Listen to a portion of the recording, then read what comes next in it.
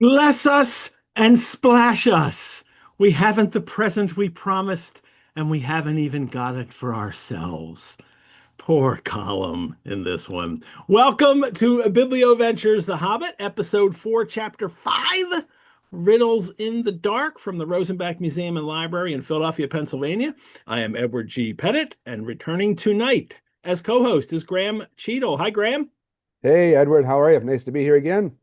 I am so happy we're going to get to talk about one chapter, but really two chapters. Hmm And yes, my note list is the longest outline so far that we've had.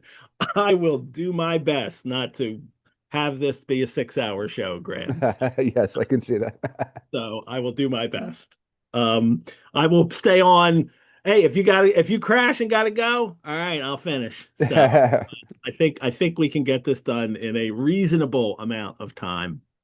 Um, what I came up with a cocktail after I sent out the email. So I didn't send Oh, out a special cocktail for this, but I did come up with something. Are okay. you drinking anything? Just my kind of standard my ale. This is I think I mentioned last time. This is a Phillips Brewery. The glass itself is another company. I think I have a can here. It's Phillips Blue Buck, based on in Victoria, BC. There What, you what am I go. going to go to? It's That a looks little very early. Canadian. It's a little early here still, so I try to just keep to the beer for now. At least be happy hour, right? It is. It is. Yeah. I came up with because I got a gift. My wife gave me Ooh. this Oh wow. black whiskey, Mm. which is from Peru. Oh wow. This company that does it in the Andes Mountains. So I Huh. thought we're deep in under the earth. But I was gonna have just like Yeah. scotch for this, but under the mountain. Look, there's mountains on the bottle. Uh-huh. Yeah. So I thought this would really work, but um it's it's it's really strong. It's Okay. like 60% alcohol. It's 60% ABV. It's really, 120 proof Right. whiskey is a lot. So I am making a Manhattan with it, Okay. uh, which is shaken, which is Yeah. really good. But to make it really special, what I thought was, well, there's two ways you can do this. If you're gonna have it in honor of Gollum, what you do is you get some little red Swedish fish and you drop a couple of them in there Uh-huh. for him. But I have a ring. It's like Nice. ring. So there we Very go. good. Very good. I have a ring in my Manhattan. Can you see it in the glass? Yeah, I can see it. Nice. There you go. So I love a Manhattan, and this is my first taste of this. I have not tried it yet with the Okay. whiskey.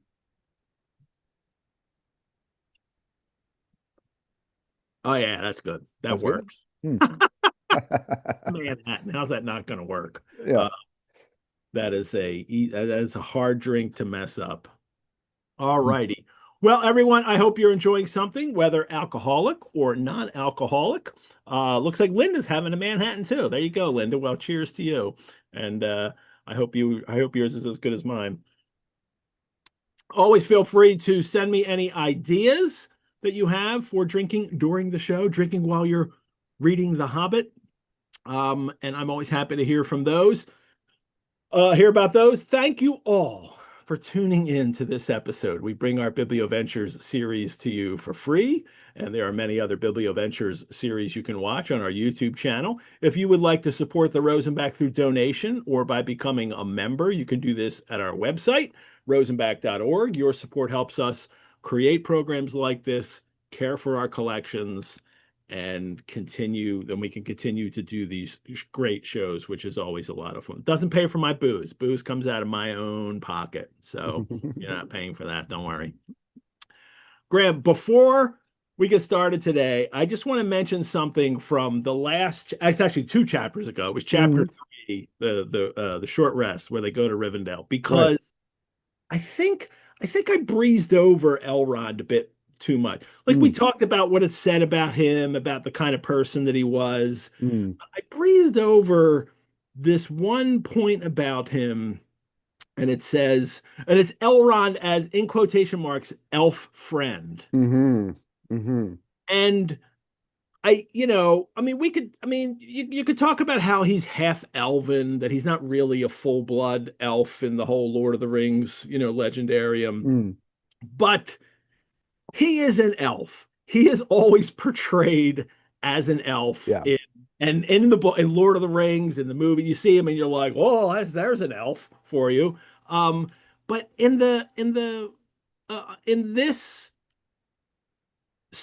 book, in his very first book, I mean, and he hadn't been, and Tolkien had invented him, right? He was writing a little bit about the fall of Gondolin and these Hmm. stories. He Hmm. was actually at one point even the king of Numenor, Elrond. He had named the king of Numenor Elrond, but he hadn't worked out yet Right. exactly everything or really anything about him as a character that you could put in a book. Yeah. And in The Hobbit, it's the master of the house was an elf friend, one of those peoples whose fathers came into the strange stories before the beginning of history. The Hmm. wars of the evil goblins and the elves and the first men in the north. In those days of our tale, there were still some people who had both elves and heroes of the north for ancestors, and Elrond was the master of their house, of the house was their chief. It makes him sound like he's kind of like, I'm related to elves, but not Sort necessarily, of. Yeah. right? Yeah.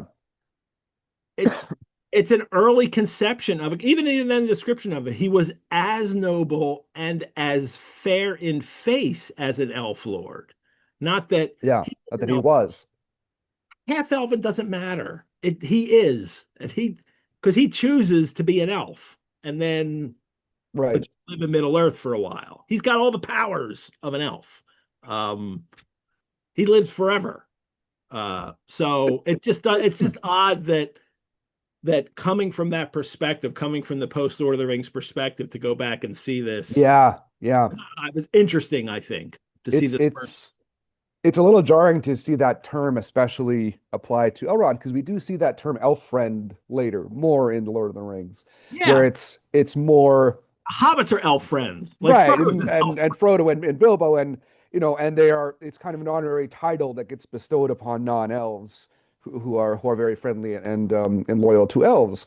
So for Elrond to be an elf friend sort of logically implies he isn't an elf, right? And then but most of his characterization is established in The Hobbit, although we don't see a whole lot of him, right? There's just that Yeah, one chapter, but um, his characterization is built up upon much later in Lord of the Rings, but it it doesn't really change. Like he's still the same guy, but there's other things too, which you can't talk about too much without getting into Lord of the Rings and even the Silmarillion. But there's some interesting things about the swords of Gondolin and so on, and who he becomes, and how the way the way he kind of interacts with Gandalf and Thorin there is funny, given some of the stuff we find out later. yeah. I didn't mention last week, I think, but yeah, you better recognize Glamdring Yeah, because it's literally your father's and I know. yours, And he right? has rights to those, so he could claim them if he wants. So that's interesting stuff that all that, like, it's there, and then Yeah, Tolkien builds upon this, and I think it's a point I always like to stress in this, that the Hobbit is, I know he's writing behind the scenes, he's developing this whole history, but this book itself is a yeah. key part of him developing the entire legendarium. Yeah, yeah. And deciding to connect it and how it's going to be connected. And, this in the chapter we're covering today is a very important part of that. It's like the Hobbit's like the seeds. He's throwing these seeds out there. Yeah, He doesn't know which are going to grow and which that's are not right. going to grow. And it turns out that almost the entire field is foul. I mean, everything's growing. Everything's growing. Yeah, yeah. So, Hmm. what do you any thoughts from yourself on elves in the Hobbit and goblins or slash orcs in yours? It's Because they it's seem different. yeah. Well, and of course we're gonna get more elves in The Hobbit, right? We haven't met them yet, but they'll be coming up. But those elves are quite different. And we're gonna start seeing again some indirect reference to Tolkien's own concepts about the different types of elves that there are, or were in the past, and how there you can kind of still see the divisions of them. Mhm. But very, very different. The first meeting of Tralalali down here in the valley compared, for example, with the Silmarillion elves, which are about Yeah. as different as you can get, Yeah. but they're still, again, the same people. So just Yeah. from a No different elf. perspective No here. elf in the Silmarillion ever says Trala. No, I can, you can't really even imagine it, you know. But they're almost so reading these first few chapters of The Hobbit, you definitely get the picture of like a fun, light children's book, but there are also these hints that keep coming in that there are dangers, and not just dangers to entertain children, but there are real serious, dangerous beings and forces and things in this world, and you're only sort of getting a few little glimpses of them here and there, Yeah. and even the elves themselves. It says, I think it says Bilbo was a little bit afraid of elves, even though they're very nice and friendly here. But you get a little bit of the feeling of something deeper and older with them. Yeah. Tammy asked in the chat, why didn't he change chapter 3 as he does chapter 5? Because Mm, he doesn't say anything here that really contradicts things that right. go. Like, they're like this could easily be the impression that Bilbo gets when he Yeah, first sees Elrond in this house, that this is a kind of very Hobbit perspective. that's right. And it's also a narrator who is translated from Bilbo. There's been a translation of Yeah, Bilbo's book, and now there's a yeah, narrator who is also translated or reading a translation. You yeah, know, so it doesn't conflict with who he is later. It just doesn't seem like enough from what you know. But again, that's like yeah, what nobody knows. This is why, today's, we're just talking about everything because yeah. we haven't chapter 5, but nobody reading this book up until 1954 would think anything of this. This is just who this No, character that's is. what we know, right? Yeah, yeah, exactly. Which is always interesting to look back um, after 1977 because of the Silmarillion as well, because there's all that stuff too, right? And they're all part of a piece. But The Hobbit is still very much its own thing, and you can appreciate it as its own thing, but it can be fit in as well. So one of Yeah. the reasons I like it so much. Yeah. Everybody in the chat, don't talk about wood elves. Okay. That's in the Hobbit. That's later. Not Not talk yet. about other elves in the Hobbit. All right. They This is usually where I mentioned, hey, we're approaching this book as if it's a standalone, 17 years. We'll talk about connections to the legendarium and Lord of the Rings later in the Thanes book. Not today, because there are two riddles in the dark chapters, two chapter fives. The Hmm. first was published in 1937 and 1938 in America. Um, Republished over the years, reprintings, and then a second edition. And then in the 1940s, Tolkien rewrites the chapter because he has already been working on Lord of the Rings, Yeah. and it doesn't match up now with the things that he's come up with. And then in 1951, when the next edition of The Hobbit comes in, it's the third or the fourth edition, I'm not I sure. can't remember, but yeah. But in 1951, an edition comes out a few years before Lord of the Rings. Lord of the Rings is 1954. The Fellowship comes Right. out, and then he wants to, and so it's different. The early version was never again republished as No. part of The Hobbit until the facsimile edition, Yes, which you can now get if you, yeah, which you yeah, can now get. You can yeah. buy the facsimile edition. I did get the facsimile finally because I didn't have it, and I Uh-huh. got it in this, and it comes in this nice box with Oh, nice. this funky like Oh, 3D that's cool. Yeah. picture, and it comes with CDs, and it also I shared last week. It comes with the map that you can Ah, hold, yeah, the like classic. see the runes come through it if you That's hold it nice. right. Yeah. Yeah, So it's I gotta perfect get one of those. getting. Yeah. Um, and But yeah, nobody had been able to read. It's you can read it in the margins of the annotated Yeah. Hobbit. Yeah. That Douglas Anderson put out. Yes. You Yeah, read it which in is the really, margins of really that, cool. never just as it was published. So if you don't have, for especially early on, up until these were published and very recently, if readers after 1951, if you bought a new copy of The Hobbit, if you didn't get through, you had to be one of the, you had to have one of these 17,000 copies. That was Yeah. all. And that's a drop in the bucket compared to Oh, yes. Yeah. the number of books. There were 17,000 copies of the book that Mm, had the old. the original. Yeah, worth quite a lot too if you happen to have one. So we're going to cover that today. We're gonna cover both of them. And here's how it happened, everyone. I just very briefly. Tolkien was asked. He wrote The Hobbit. And then the publishers, Allen and Unwin, that you have to write us a sequel. So all right. He tries hard at first, Graham, to convince them like you had to publish a Silmarillion. Look at this. Yes. Read these narrative poems about elves of the first age. They were like, "What is? What's going on? Where's the There's hobbits? no hobbits yet. We need more hobbits, is what we want." Yeah. And so he figures out that, oh, I know that ring that he has, and he takes that idea and he Mm, runs with it. That it's Sauron's one ring, the yeah. ring of power, and then the story takes off from there. Once he comes up with that central idea, then he's able to develop this whole thing. But because the ring wasn't the ring Yeah. in The Hobbit, chapter 5 doesn't demonstrate its power, the original Oh, chapter 5, especially over Gollum. So yeah. later, 1947, I think it is, he rewrites that chapter and sends it to the publishers, but only sends it to them with a, hey, what do you think of this kind of Yeah. idea, right? Yeah. But then they just set it in type. And when he gets the proofs for the next edition, for the 51 edition, oh, there it There is. it is. Yeah.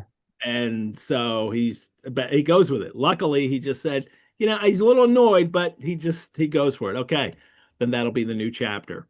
And all of the all and all these changes, now that there's two stories in two different editions of The Hobbit, he then takes, and we'll mention this later too, he kind of retcons all of that into the Lord of the Rings. Yeah. That yes, Bilbo told a false story Yes. because of course it was the ring influencing him to tell a false story, most likely. And he eventually tells the real story, and this is the real story. That's so clever. I mean, for a way for an author to revise their work and make that revision an actual legitimate Yeah. part A part of of it. how the story goes down in history. Right. Because and one of the whole Tolkien seats, which you don't have to pay attention to really, but it's the fact that, like you mentioned earlier, it's a translation. And so these texts exist in some way in the world as translations of the original, the Red Book of Westmarch, which is Lord of the Rings, right? So it's, Bilbo told that story at first, but then later Gandalf gets the truth out of him. And so it's superseded by the more real version, or the more honest, if not entirely necessarily perfectly honest version that is published in the second edition and Yeah. referred to thereafter in Lord of the Rings and so on. It's great how it all merges together. It's so unusual too. Somebody asked in the chat, like, did other people do this? Is this no, like a well-known story to then completely change a part of it? Um, I'm gonna have to really think. And somebody else mentioned comic books. It happens in Yeah, comics all the time. They restart storylines. right. This and Retcon that and kind of yeah, thing, but they're yeah, long-running serials over many years. yeah, But to take a book that's already in print, has been in print for almost 2 decades, and to say we're going to change this part of it, or for the author to say I'm going yeah. to change this part because I have something else coming out that to match it up. It needs to match. Yeah, I'm not sure if that happens, and he yeah, doesn't have to, because it could just be that he could later say in the Lord of the Rings, he could just say to like Bilbo told a lie. yeah. It wasn't really what happened. That's Yeah, not the story that happened. This is the story that happened. right. And it would be believable because of how the ring works. Right. Now that we know what it is, right? But it is also fascinating that this Tolkien is best known now and for many decades for the entire Ring cycle. And at the very beginning, it was kind of a plot MacGuffin was kind of something that Tolkien needed for the one chapter, so Bilbo could escape from the caves, and it wasn't really anything else. And then it becomes this central, important artifact for the rest of the Third Age later on. It's kind of the way he worked, but is also just fascinating. Well, we will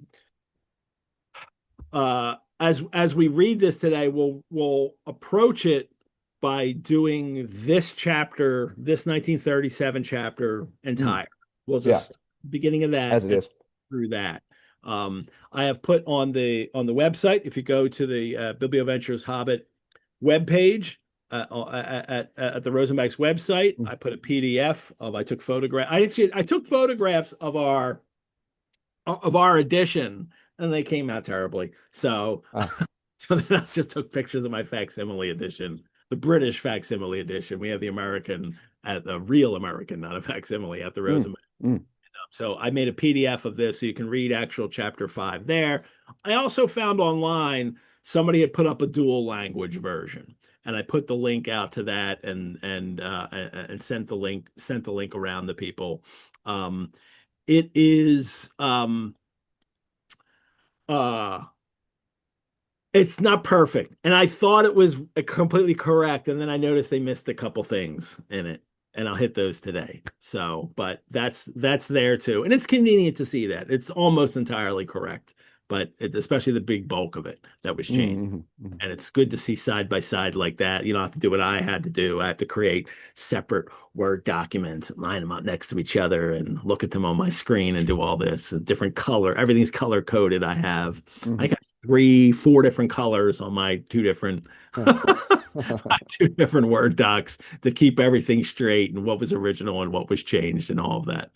So, um, the opening chapter the opening of this chapter is virtually the same. Yeah, A couple minor edits that I'm going to hit, but it's really not until we get to the riddle game where the entire section, that whole riddle game, and just after it, leading up to Bilbo getting to the door, meeting and where the goblins are, all of that is been rewritten. So we'll start at the beginning, and then when we get and then we'll go through the chapter, and then we'll go back, and right. we'll do the chapter as everyone has in any new edition of the Hobbit that they're reading, and we'll cover the rewrite of the chapter. So there will be spoilers. No Thane's book, but remember, no spoilers in the chat here. Don't mention anything about chapters 6 through 19. Right. So here we are, before 1951, reading The Hobbit. Gandalf, in our previous episode, has helped the company escape the goblins, but some sneaky goblins have come up and they've tripped up Dory, and Bilbo was on his back, and he falls off and he conks his head and he's unconscious. And that's where we are at the beginning of this. It was a great cliffhanger chapter, Yes. chapter 4. When Bilbo opened his eyes, he wondered if he had, for it was just as dark as with them shut. No one was anywhere near him. Just imagine his fright. He could hear nothing, see nothing, and he could feel nothing except the stone of the floor. Um, where am I? Where is everybody? But the idea too, Graham, that it's completely dark. Yeah. He can see nothing. So there's no ambient light coming through anywhere, Oh. nothing, utterly, completely dark. So that's a scary thing to wake up being unconscious, especially after you were Yeah. just Not almost sure if you're even awake now. murdered by goblins. Yeah. Uh, he is groping around on the ground, and his hand met what felt like a tiny ring of cold metal lying on the floor of the tunnel. Hmm. It was a turning point in his career, but he did not know it. He put the ring in his pocket almost without thinking. Certainly, it did not seem of any particular use at the moment. Um, Now that sentence means something else after the Lord of the Rings, Right. Yeah. Yeah. and but it's not that. when he's writing The Hobbit. It is still a big thing. It's a turning point in his career. So what's the big deal about finding this ring in this story if it's not this, great ring of power? Right. It's not yet the big plot shifting device that it will be, um, and give rise to Lord of the Rings and so on. It wasn't even Tolkien's mind yet, so it can't possibly have been, But he right? still calls it a turning point in his But career. yes, and now does it mean like in his burglary career, right?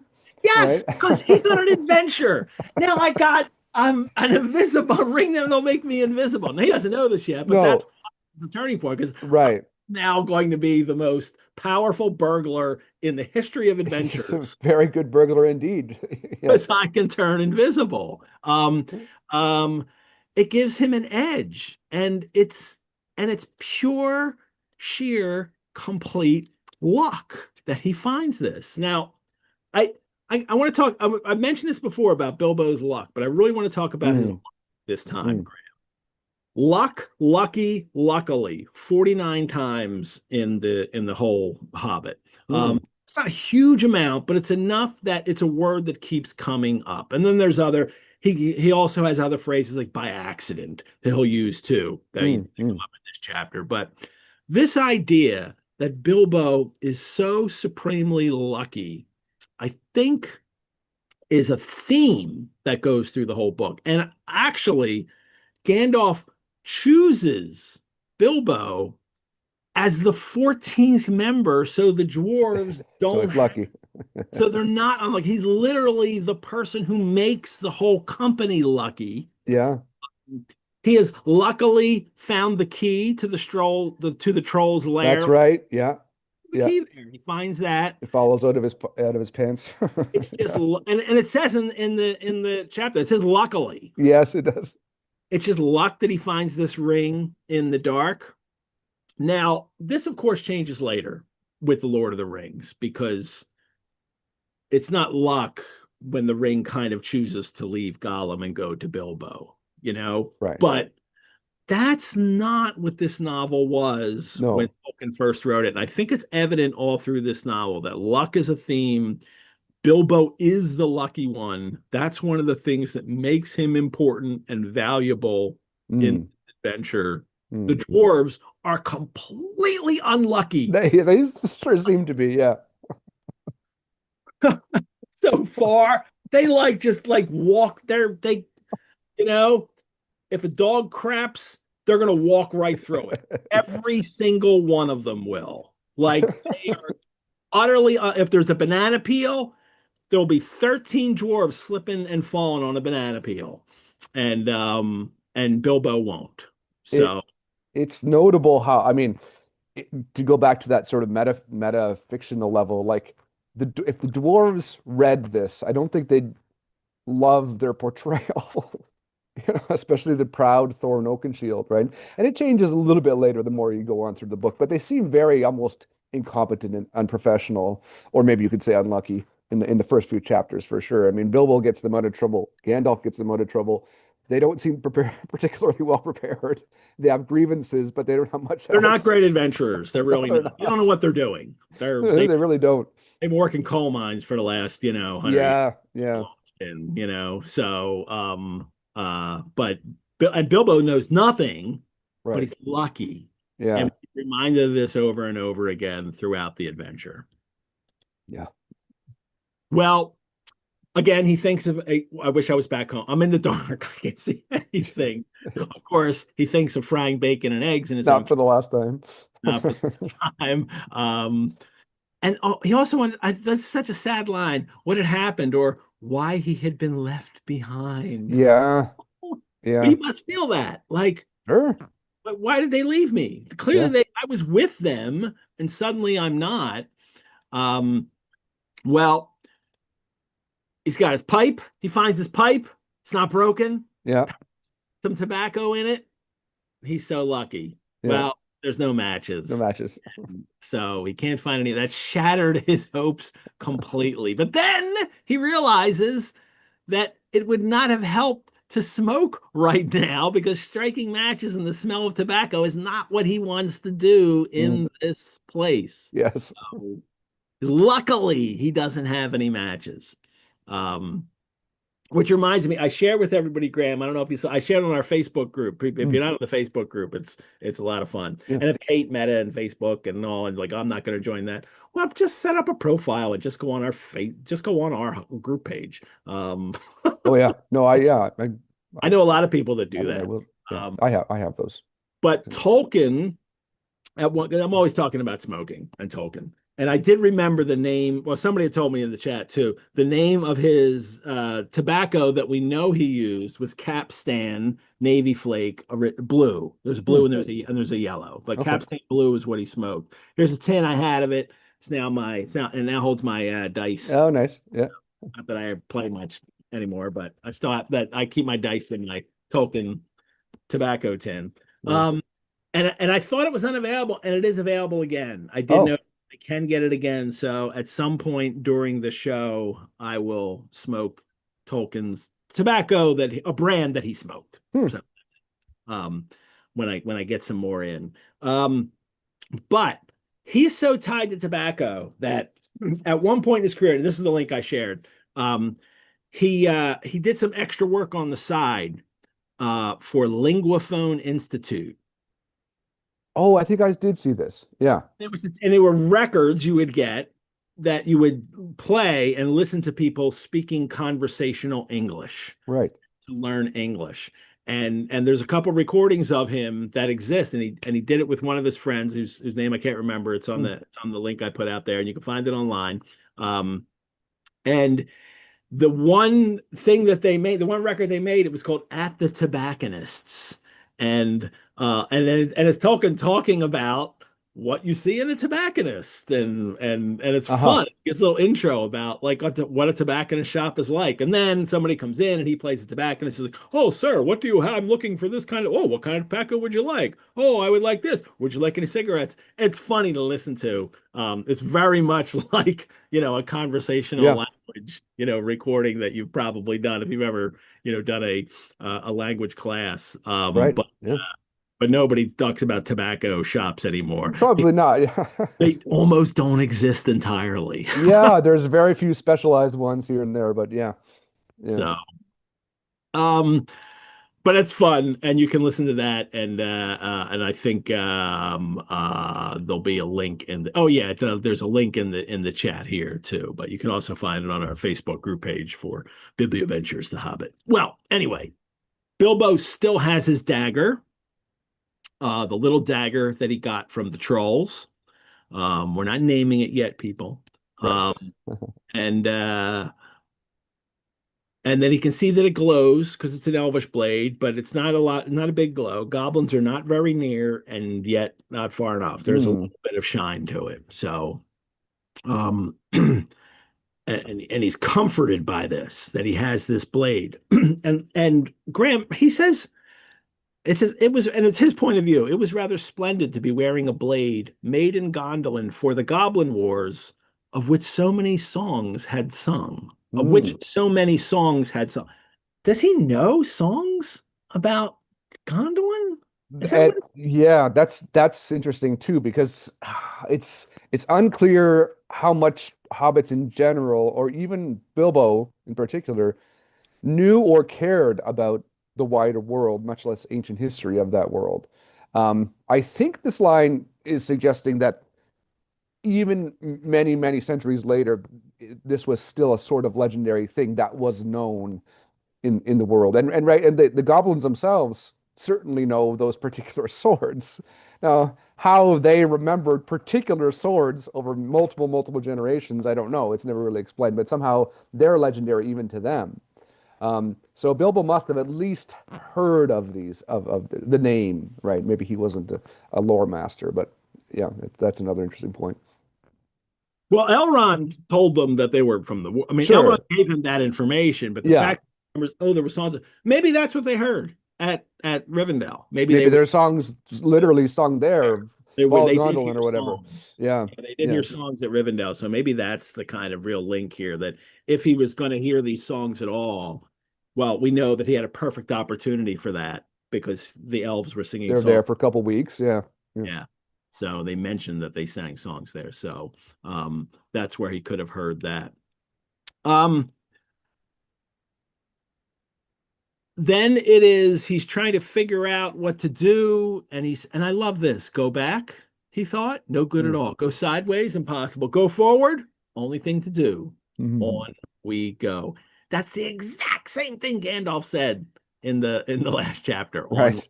well, might be worse, and then again, it might be a good deal better. No ponies, no food, no knowing quite where we are, and hordes of angry goblins just behind. On we On go. we go. Bilbo is learning that is the way you would approach an adventure. Yeah. Everything's falling apart. On we go. It's Bilbo's turn to, in spite of the grim circumstance, he's alone, he's lost, it's completely dark, and he's unable to smoke because that's the last straw, right? Yeah. For me, I'd be like, I Yeah. can't believe I can't At smoke. least let me sit down and have a smoke. Clearly, everything would be much better. Hmm. Uh, Now he has advantages. Um, and we get a little, narrator, coming in here to talk to us. You must remember, Oh yeah. not quite so tight for him as it would have been for me or for you. And it's because hobbits are not quite like ordinary people. They used to tunnels because they live in hobbit holes.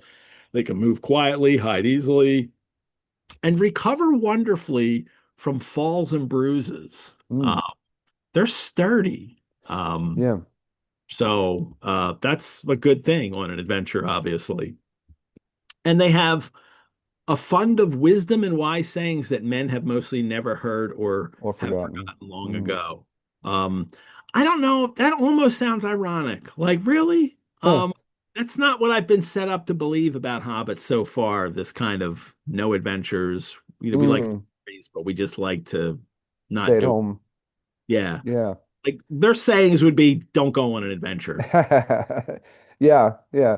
It's almost it's almost like, the hobbits have become it's almost sedentary and set in their ways, but there's an older strain in them, represented maybe by Bilbo's Took side, Yeah. that is not it's latent, it's still there, it's dormant, but they and it's a theme that comes up more in Lord of the Rings as well. But I think it's there in The Hobbit, which is hobbits are surprisingly tough when they need to be, and they can endure many great pains even though they don't enjoy them. Yeah. Well, we got more narrator in here, whether you like it or not. This is a book that has a strong narrator. I A lot should of have liked to have been in hmm Baggins' place all the time. interpositions. I do not know how long he kept on like that. I love it though. I still love it. I'm still charmed by this narrator. Hmm. I'm not charmed by every narrator. I'm charmed by this narrator. And the more I think about it, the Tolkien that didn't like it later, I just Yeah. think he read bad books with narrators and didn't Mm. like them. But he did it exceptionally well and didn't, I think, didn't understand later in life that he did it exceptionally well. Mm. And I think it's not overdone, right? It's kind of these moments of slight he doesn't interrupt the action too much. It's just occasionally kind of like sit back and, as you know, he did better than you or I would have, but then he just goes back into the action again. Yeah. Well, now he steps in some water Uh-huh. and splash into water, and he doesn't like that. But it says specifically he could not swim. Uh, Yeah. it's not like, we're not Lord of the Rings yet. It's not like hobbits hate water, except for some of the tooks. Like, no, he can't swim. He actually doesn't have this aversion to water that will get later talked about in Middle Earth.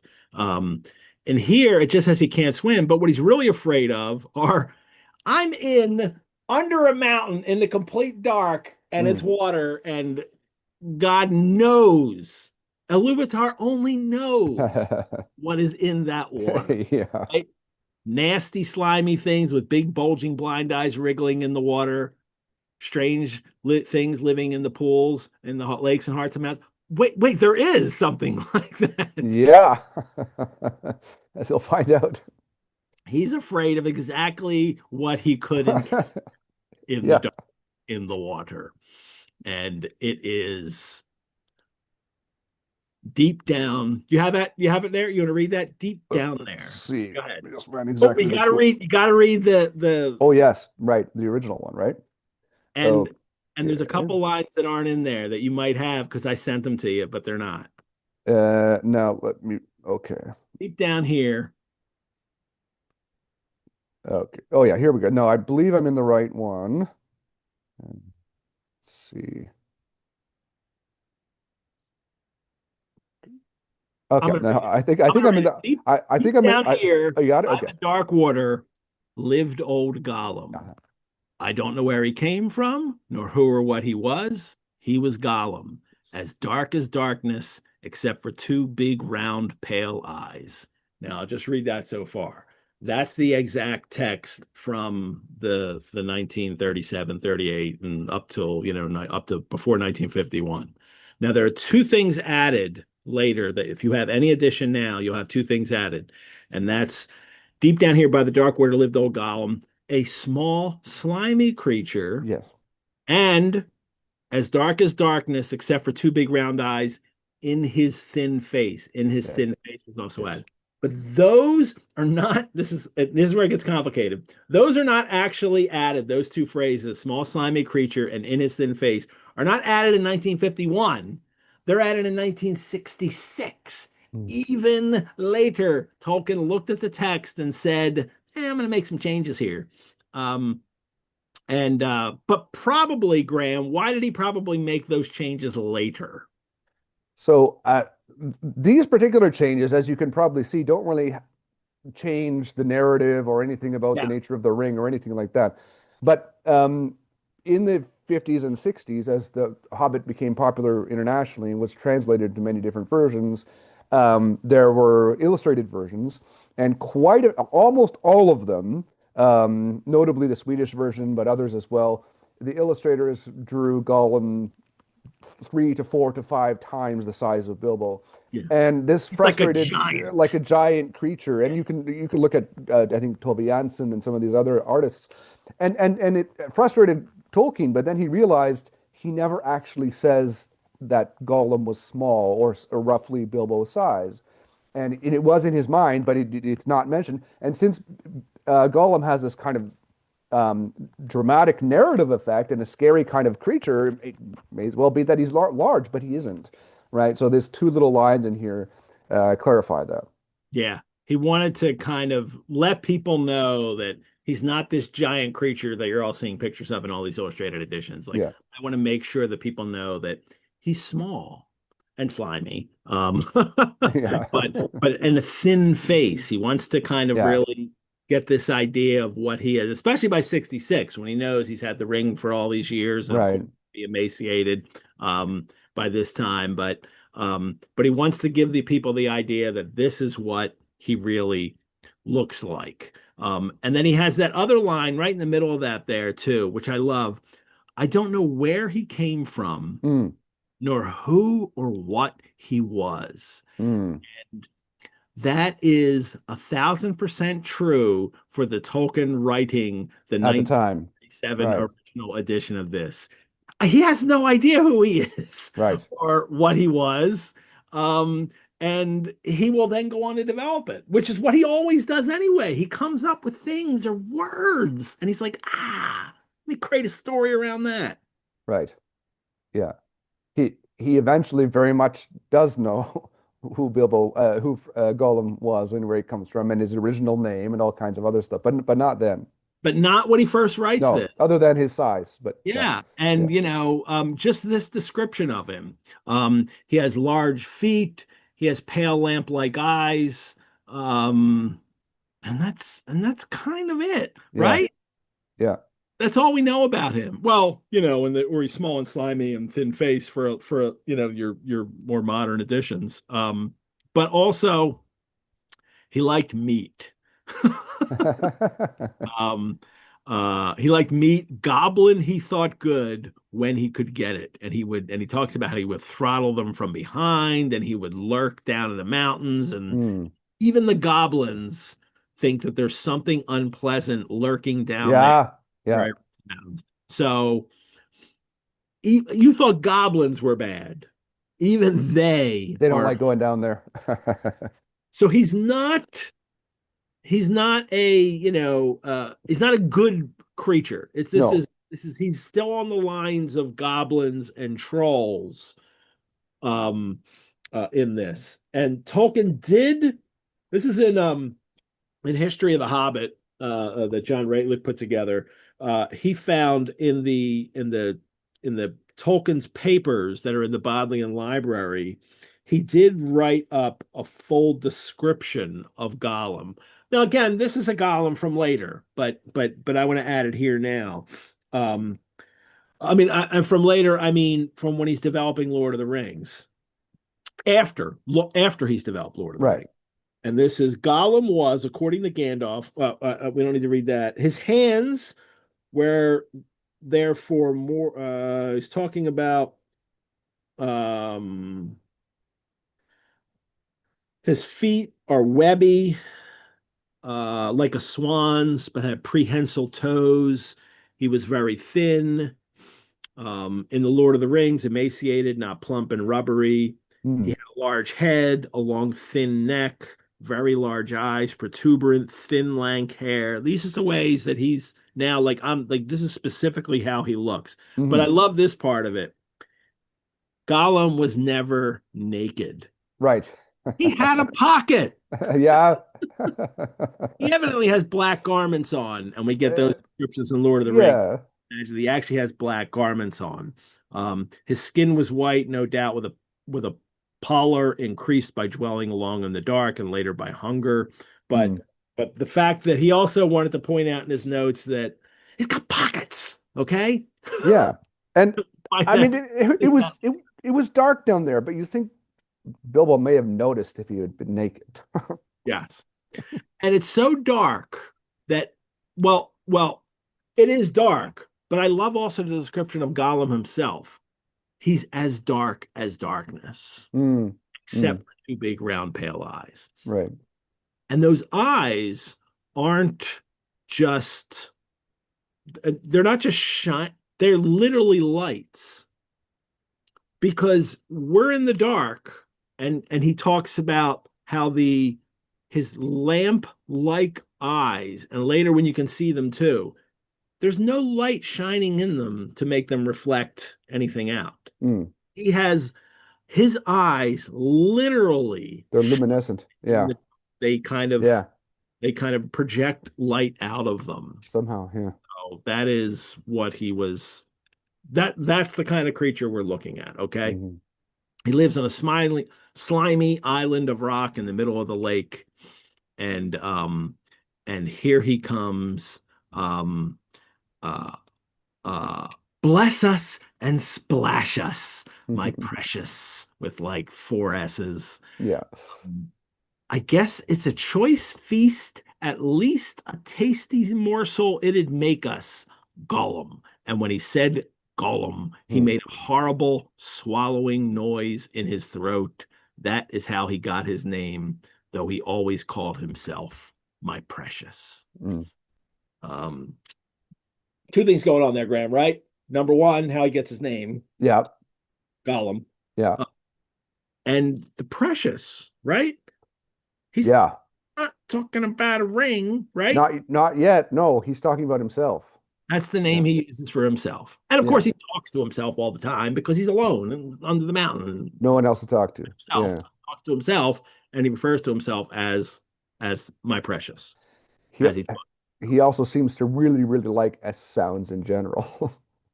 Just Yes. about every word. Um, Fortunately, he is not hungry right now. Mm. So he doesn't immediately kill Bilbo. Um, what is he, my precious? Whispered Gollum. Bilbo thrusts his dagger out when he sees him coming Yeah. towards him. Um, But Gollum, who always spoke to himself, though never having anyone else to speak to, we get that in the text. He was not really very hungry at the moment, only curious. Otherwise, he would have grabbed first and whispered afterwards. So, Another lucky thing. yeah, another creature is going to eat you. Mhm. The it's kind of almost like it's just like the first or the one troll William, who is not hungry, so he just Right. wants to go. He doesn't get, Yeah. I'm full. I just ate Poor poor little blight. Yeah. a poor little blighter, let him go. And then they have an argument and they're going to eat him anyway. Um, so this is the second creature monster that seems to make a choice about whether to kill, Mm. although I think in both cases, this is a difference between the other characters and these creatures. It's not a moral choice, but one based No. on kind of physical desire. I'm not hungry. Yeah. Exactly. Yeah. That's animalistic, right? Yeah. Um, even though, and this is interesting. We're talking about now. This is going to change with Gollum. And even in this part, and even in this chapter, even in the old chapter, I think it changes with Gollum, especially in the revision. But Tolkien's creatures are, you know, even though they can speak and think like sentient beings, they don't have a system of morals, right? Hmm. They don't make those kinds of decisions. They make them on these, other animalistic desire things, hungry or not Right. hungry, or I'm evil, so I want to destroy this. Um, and You also can't look too closely at it because I don't think Tolkien was aware of this kind of distinction when he created his monsters, right? Well, yeah, and Messy, I think especially later with orcs or goblins, it gets very messy. yeah, orcs are a continuing problem for him even, but I do think we get I mean, Gollum is such a complicated case Gollum, because it's changing right now, and like yeah, as we're talking about today, but also Gollum was, at the moment he wasn't hungry clearly, and if he had been, he wouldn't have had compunction about killing whatever this Hobbit creature was, and yet he also, it says, didn't want to cheat at the riddle game. Now, maybe that's just because he thought it get was ahead of bad. us. Don't get ahead of us here. We'll get to that. As well, but there's some kind of code apparently still sort Yeah, of right. Gollum is different. I Yeah, mean, usually trolls, goblins, yeah, this trolls whatever definitely not. creature Yeah, is, yeah, mostly they're just monsters in the general sense. They'll hurt you, they'll kill you, they'll eat you. So you have to stop them from doing right. whatever. Yeah, And this is the situation. I bring this up because this is the situation where he creates something where things start to change with right. it. Yeah. But and we'll get to that. I just point out now because that's where Tolkien's leading us to. Hmm. Um, Bilbo is again. He's like somebody asks him a question, and he just says, "Oh, I'm Bilbo Baggins. Yeah. I'm Mr. Bilbo Baggins. I've lost the dwarves. I've lost the wizard. I don't know where I am. I don't. I don't want to know. If only I could get away. I mean, I love this. He's not being careful. He's just like, oh, this is who I am, and I got um that and Gollum is smart. He recognizes that you got a blade pointed at me, right? Hmm. And Bilbo even tells him, and he says it's a sword, it's a blade out of Gondolin. Said Gollum. He gives a little hiss, and then Yeah. he became quite polite. Right. Yes. Perhaps he sits here and chats with it a bitsy, my precious. Um, the We get the extra s's Hmm. on the words, that sibilant sound. It's just the simplest yet most brilliant. It's simple and brilliant at the same time. If I add extra s's, this is going to make him sound really creepy and dangerous, Right. Right. like a serpent. um Yeah. Serpents Yeah. are almost always evil in Yeah. stories. Yeah. um if you have a pet snake and you love it, you don't think so, but that's not the cultural impression of Right. snake. I will go Right. nowhere near a snake. So, Yeah. yeah. and that's what he gives God. That's the kind of way he gives Gollum to talk here. And then he says, and he starts with the riddles. He says he was anxious to appear friendly. This is why I'm saying he's smart. He's like, oh, Yeah. figure out who you are and what you're doing here. So until he finds out more and whether he was good to eat, he's gonna, lead him in to figure this stuff out. And he thinks, oh, about riddles.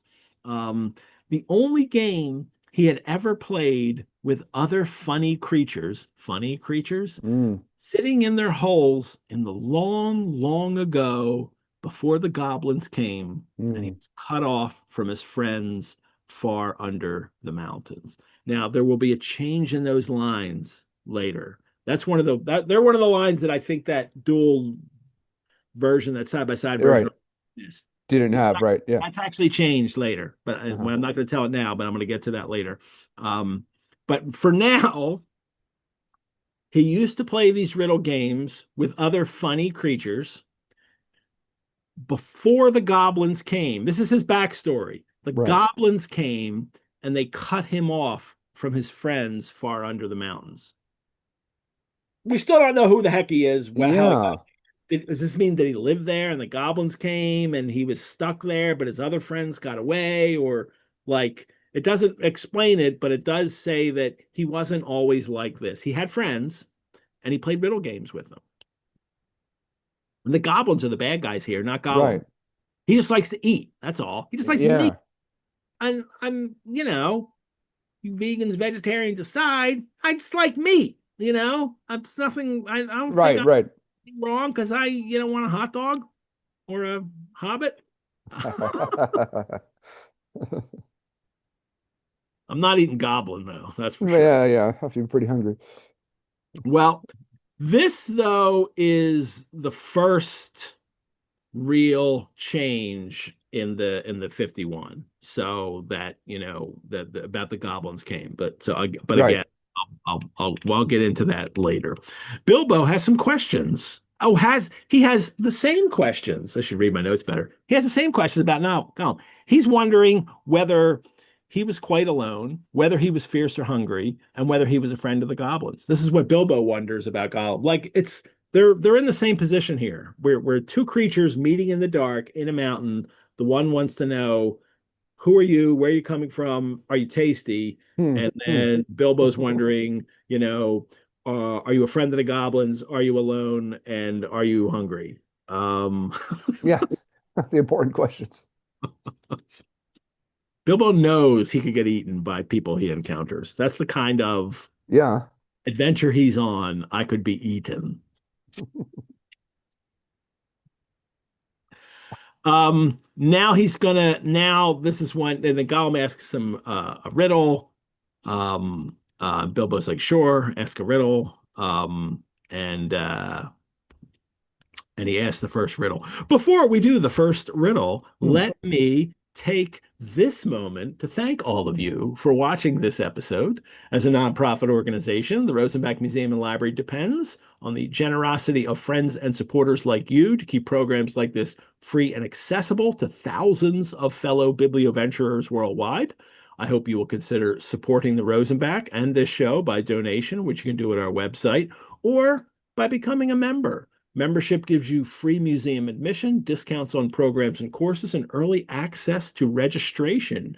You can learn more about how to become a member at our website, rosenbach.org.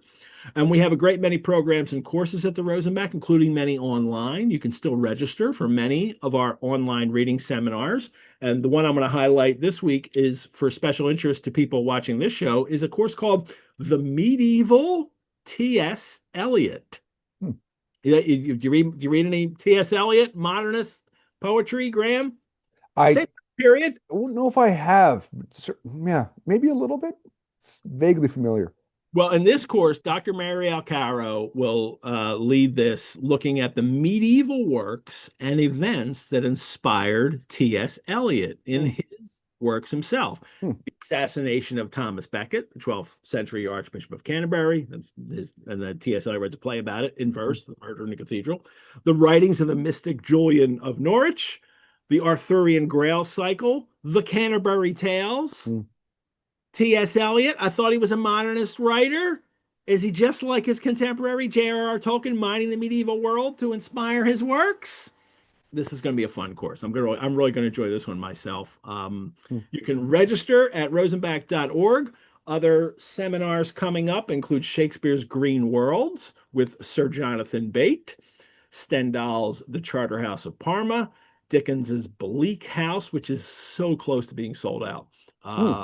A course called Brief Wonders, Latin American Short Fiction, and a course on Anne Bronte, which is also very close to being sold out. So if you are looking for even more biblioventures, like I do here, smoke, drink, talk about books. Hmm. There's also Sherlock Monthly, which airs once a month, hence Sherlock Monthly.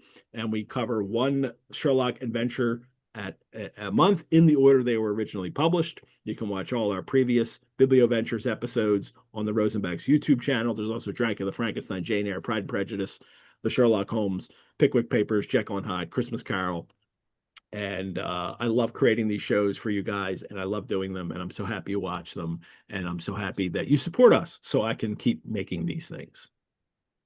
All righty. The riddles.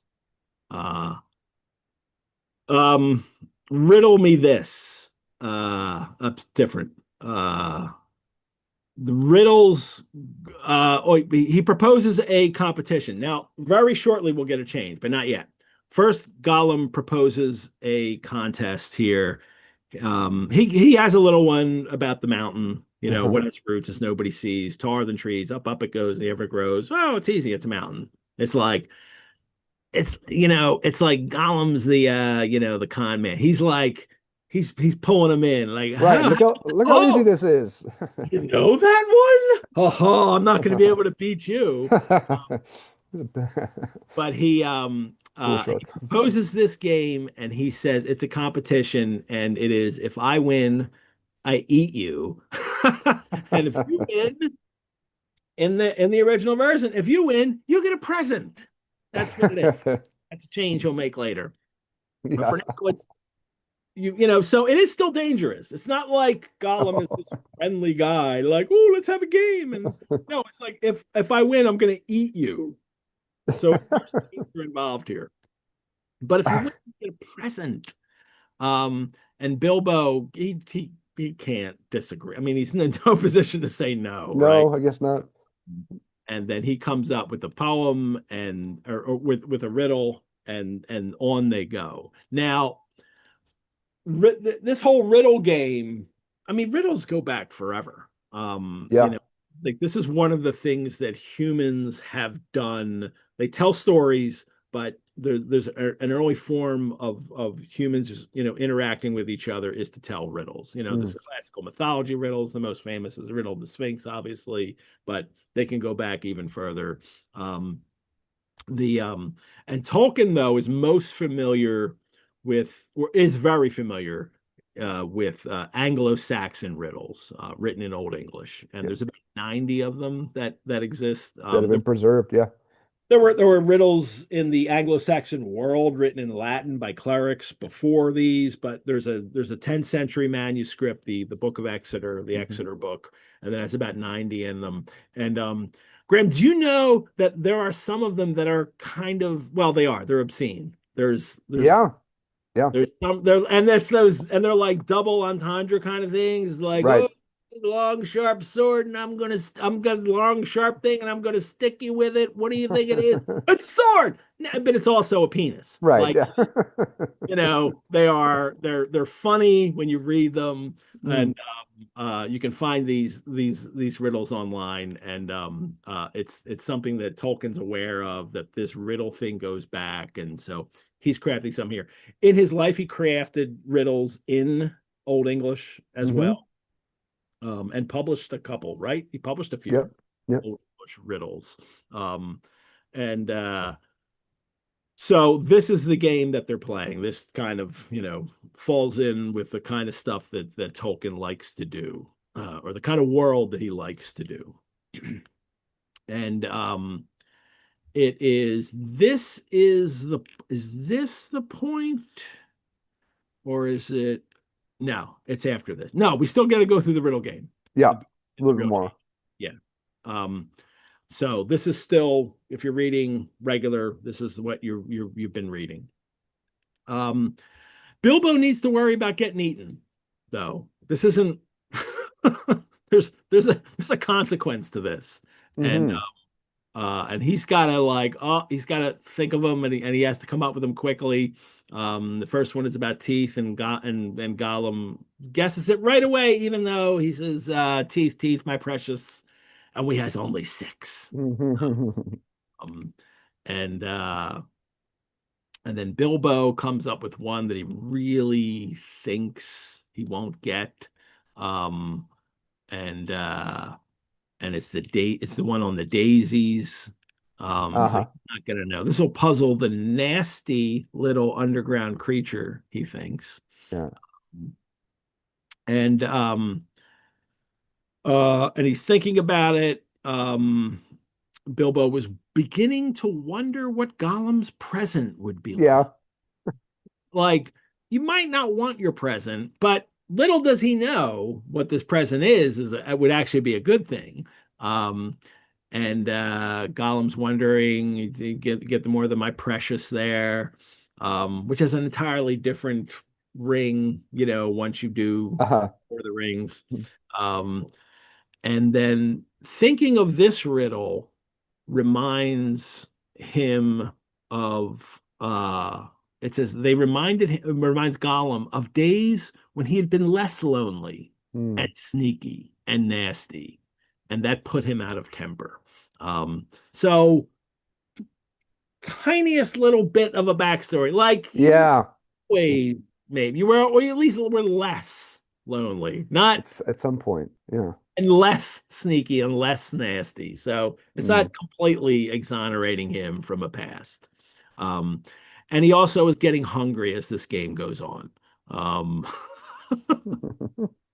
as we go on here. We also have the joke here that Tolkien likes to throw. Well, the the egg one when Bilbo gives him the egg rhyme Yeah. riddle, and then when he thinks of the answer, it is suddenly Gollum remembered thieving from nests long ago and sitting under the riverbank, teaching his grandmother to, he says out loud, eggs.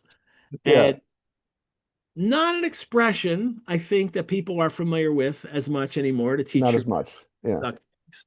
But it was an old expression, and it starts as a kind of proverb, meaning like your grandmother knows how to suck eggs because she's Yeah.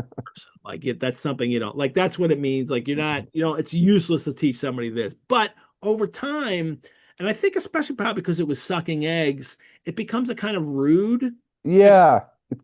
It's just odd sounding. yeah, go teach your grandma to suck eggs, kind of thing. So the joke for Tolkien, I think here, and especially as this is a children's story, and especially as this is a story he's telling his children, Mm. suddenly he says, teaching his grandmother to suck eggs. And, Yes. like, I'm sure his kids howled. I'm sure there was like, oh my God, that was so inappropriate for your dad to say, teach your mother to suck eggs. Must have been really fun. But we've kind of lost that. Like it just seems bizarre It's now. just weird now. Yeah. Um, so more Gollum's riddles note too. Gollum's riddles are kind of grim, right? Voiceless it cries, Yeah. ends life, kills laughter, alive without breath, as cold as death. And Bilbo's are like white horses, eye and a blue face, golden treasure. They're all kind of nice. Yeah. They're coming from different worlds here in their, in their riddle making. Um, and We get the narrator coming in. Oh, this is the fish riddle now that he finally asked Bilbo and he can't think of it, right? Poor Bilbo, who never had anything to do with the water if he could help it. Yeah. Water can't swim. I imagine you know the answer, of course, or can guess it as easy as winking, since you are sitting comfortably at home and have not the danger of being eaten to disturb your thinking. not only do we get the narrator coming in there to, pal around with this, but it's also a reminder that it's, it's not just fun here. He's going to get eaten if he doesn't get the answer to this. Yes. And then, go ahead, read it. One of the greatest lines in this whole book. Is it nice? Go ahead. Is it nice? You have that? Let's see. Okay, I just had it. Which page was it on? He just asked the.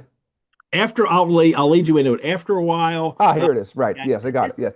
with Thanks. pleasure to himself. Uh, is it nice, my precious? Is it juicy? Is it scrumptiously crunchable? He began to peer at Bilbo out of the darkness. That scrumptiously crunchable is Yeah. utterly Great line. it's one of the greatest lines in this book, and it captures both the menace Yeah. and then it's still almost camp. It's Uh, like It's like he's Gollum is a dark bad guy character, but he's funny too. He's like kids like Gollum, you know. yes, especially in this early version of him. Yeah. You're a Yeah. bad guy, I get it, but you're an entertaining bad guy, and it's a Yeah. line like this Yeah. that makes that makes him into that. Um, Scrumptiously crunchable. Punchable. That's the menace, and it's fun. And I Um, and I always wondered, like, regardless of the version, whether it's this one or the later one, which is slightly changed, what would Bilbo have done if he lost? Would he just be like, well, okay, Gollum, deal's a deal, I guess. Like, go ahead and eat me. Go Like, ahead and eat me. Sacred rules of the game. Yeah. Yeah, I don't think so. I think he would have been using that short, sort of his. best he Um, could, yeah. but um, but just at this moment, he can't think of the answer, and a fish jumps out in a fright and fell on Bilbo's toes. Ugh, he said, it's cold and clammy. And Mm, so he guessed, fish, fish, he cried, it is fish. Talk about getting lucky, there's right? that luck again. Yeah. There it is, saved by pure luck. Hmm. Um, the same thing happens in the next riddle. Well, he tells a riddle to Gollum, he gets it right away. Right. Uh, and then Gollum does the thing, this thing all things devours. Oh yeah, that's a good Like one too. telling riddles that are going to really Quite get dark. not in the right place here. He had Yeah. a feeling that the answer was quite different and that he ought to know it, but he could not think of it. He began to get frightened, and that is bad for thinking. Bilbo could see his eyes, Gollum's eyes, coming towards him. His tongue seemed to stick in his mouth. He wanted to shout out, give me more time, give me more time. But all that came out with a sudden squeal was, time, time. Bilbo was saved by pure luck. Again. That, of course, was the answer. Mm. Always lucky. Lucky again. He just, time and again, and time and again, he Mm. gets lucky with these. But this is all making Gollum hungry, very hungry indeed. And then Gollum makes a mistake, right? It's got to ask us a question, my Mm. precious. Yes, yes, yes. Ask us, ask us. And then Bilbo just, he pinched himself and slapped himself. He gripped on his little sword. He even felt in his pocket with his other hand. There he Mm. found the ring he had picked up in the passage and forgotten about. And I'm sure the first time people reading this, like, oh yeah, like I, Right. I'm sure your first time reading, like, you didn't remember that. Um, if you didn't read, post 1951, you would think like, what? And what have I got in my pocket? He said aloud. He was talking to himself, but Gollum Mm. thought it was a riddle, and he was frightfully upset. Again, he gets lucky. He just happens to put his hand in his pocket and wonder aloud, huh, what's this? Oh, what's it? What? What's in my pocket? There you go. But Gollum asked for a question, He did. didn't ask for a riddle, but he complains right away. Not Rightly, fair. Not he fair. complains. It isn't fair, my precious. Is it to ask what it's got in its nasty little pockets? Pockets' nasty starts to change now, but Tolkien will really make a change in the rewrite. Mm. Uh, Bilbo, seeing what had happened and having nothing better to ask, stuck to his question. What have I got in my pocket? He said later. Now he's realizing, I've tricked you. Now there's an old Norse story about this with Odin who does this same thing, right? He's in a riddle contest and he asks the question, what, and somebody who doesn't know it's Odin, he says to him, what did Odin say to his son before he left? And they're like, of Right. course you don't know, but he knows because he's Odin He's from he's Odin. Scott. You know, I mean, so Tolkien has this idea. He's seen this used before. It's used in other things too. You can find other traditional stories of this, but in this case, Bilbo, it's pure accident. There's no guile here. He Right. doesn't lead up to this. It just comes out this way, and it happens to Bilbo sticks to it, but he says, all right, I'll give you three guesses. Um, and Gollum thinks of all the things he kept in his own pockets. Again, pockets, people. He has Yes. pockets, he got clothes, Yeah. okay? Yeah. Not just a loincloth Yeah. there. He's got, or if it's a loincloth, it's a pocketed Yeah. He's loincloth. got pockets. I don't know. It wouldn't be, much of a pocket there. Um, Mm. but he gets three guesses, and I love what he guesses in. What's in his pockets, Graham? So, so I mean, he guesses. Well, he doesn't guess the things that he has in his own pockets, It but tends to he be does. fish bones, goblin's Goblin's teeth, teeth, wet wet shell, shells, bat wing, a bit of bat wing, not a a whole bit of, bat a wing, bit of bat wing, a bit of bat wing. and a stone to sharpen his fangs on. He Um, he's aware enough that Bilbo probably doesn't have those things in his pocket. mhm. But Yeah. but maybe something like that. He tried to think of what other people kept in their pockets. Um, Trying to figure it out. But he guessed, well, first he guessed hands. Bilbo pulls his Well, hand. yeah, which He he had almost already got taken right. his hand out, Yeah. luckily. And then knife. And now he's trying to guess. And then time's up. String or nothing. It was, he actually guesses two. Yeah. Both wrong. Bilbo doesn't say like, oh, no, no, no, no, no, no, no, no. Which one? It's like Yeah. both wrong. No, No. both wrong. Yeah. And then boom. This is the moment when this chapter is not the same as the later chapter. Yeah. This is when all the changes happen. The 1951 revision is completely different. So we're going to keep going through now this early 47 or Version. this early 37 There's a, yeah. later version. And then when we finish this, we'll go back and see what he did change to, which is what you've probably read, and probably especially if you read this before, it's what you're used to. hmm Um, both wrong, but funnily enough, Bilbo, need not have been alarmed. For one thing, Gollum had learned was long ago, was never to cheat hmm at the riddle game, which is a sacred one and of an immense antiquity. Also, there was the sword. Mm. Uh, so Bilbo he doesn't need to be alarmed. Gollum's Yeah. not going to cheat at the riddle game. Yeah.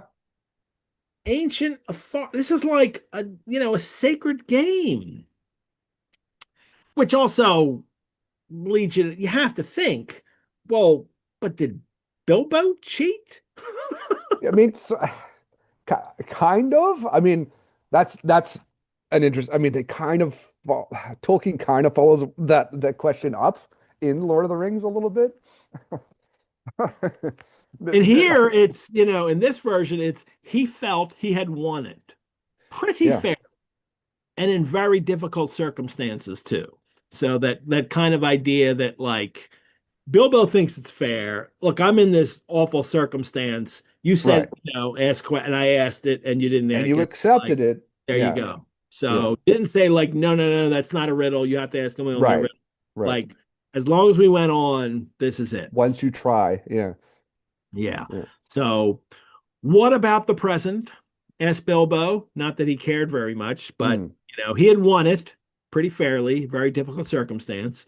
And then Gollum's response is, must we give it the thing precious? Well, he's not responding to Bilbo. He's talking to himself. Must Yeah. we give it Yeah. the thing precious? Yes, we must. We must fetch it precious and give it the present we promised. He's so nice. Um, He's very nice. he goes back to get it. Um, and then he's wailing and squeaking and where is it? Where is it? Bilbo heard him. Lost, lost, my precious lost, lost. Bless us and splash us. We haven't the present we promised, and we haven't even got it for ourselves. It's like Mhm. a shucks. Now what can I Not give? not what people think was No. gonna happen. And now what can I give to this poor nice creature who I made a deal with? Yeah. Now, it's just like, oh, what a bummer. And then he comes back and he tells him about the ring. Um, he says Gollum had a ring, a wonderful, beautiful ring. It was a birthday present. Tolkien will Mm, take all these things and yeah, use later. them Yeah. to develop a story. He'll mine his own work to Hmm. develop a story. Ages and ages before, in the old days when such rings were less uncommon. So we also get the idea here that Gollum is like really old. He's like Yeah. old. Um, and if you slip this ring on your finger, you were invisible. Except only in the sunlight you could be seen by your shadow. Mm, So, that's that kind of thing he gets rid of later. Although yeah. he keeps it in his revision, but then he gets rid of it later. Oh, Um, and he tells him about the ring, and he keeps begging Bilbo's pardon, right? I don't know how many times Gollum begged Bilbo's pardon. He kept on saying, "We are sorry. yeah. We didn't mean to cheat. We meant to give it our only present if it won the competition." He even offered to catch Bilbo some nice juicy fish to eat as a consolation, because fish are also scrumptiously crunchable, Yes. eating it with the bones and all. And this is really turning in this first version. This is Tolkien turning the danger of the story on its head. Here, Bilbo is in the situation where this scary creature who lives in the dark and murders goblins is Mm. going to kill me, and then he's nice. He's apologetic, and I'm sorry.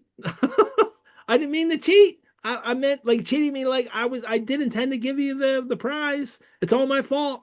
Um, that's the hook for the chapter that Yeah. I'm putting this on its head. You thought it was danger, and it turns out that I don't know, maybe you can trust some creatures because of sacred rules of old, that Yeah. it's not quite this isn't a Hobbesian world, All against all. Middle Earth. Yeah, right. This is, people have, the codes that they might even creatures that live under the earth. Yeah. There's some Well, things you have to honor. Bilbo doesn't tell him that he found a ring, though, Graham. Interestingly, no. Even here. The idea came to him that Gollum must have dropped that ring sometime and he must have found it, and that he had that very ring in his pocket, but he had the wits not to tell Gollum. Findings keeping, he said to himself, and being in a very tight place, I dare say he was right. Anyway, the Hmm. ring belonged to him now. Even the narrator's like, he's right. Well, yeah, he was right. Yes. He didn't do anything wrong. I mean, this is shaky moral logic, right? Mm, Uh, and it's acknowledging that the practical safety of this character should think my practical safety is greater than me telling a lie or withholding information, which is a lie anyway. It's mm, about mm. like there's no moral absolute here. It's not like all lying is wrong. Um, Right. it is it this is a situation where if you think you might get eaten, then maybe don't, Right. and that's okay.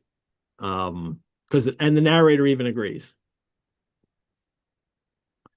Um, so Bilbo says the ring would have been mine now if you had found it, so you would have lost it anyway. Never mind. I will let you off on one condition. Help me get out of these places.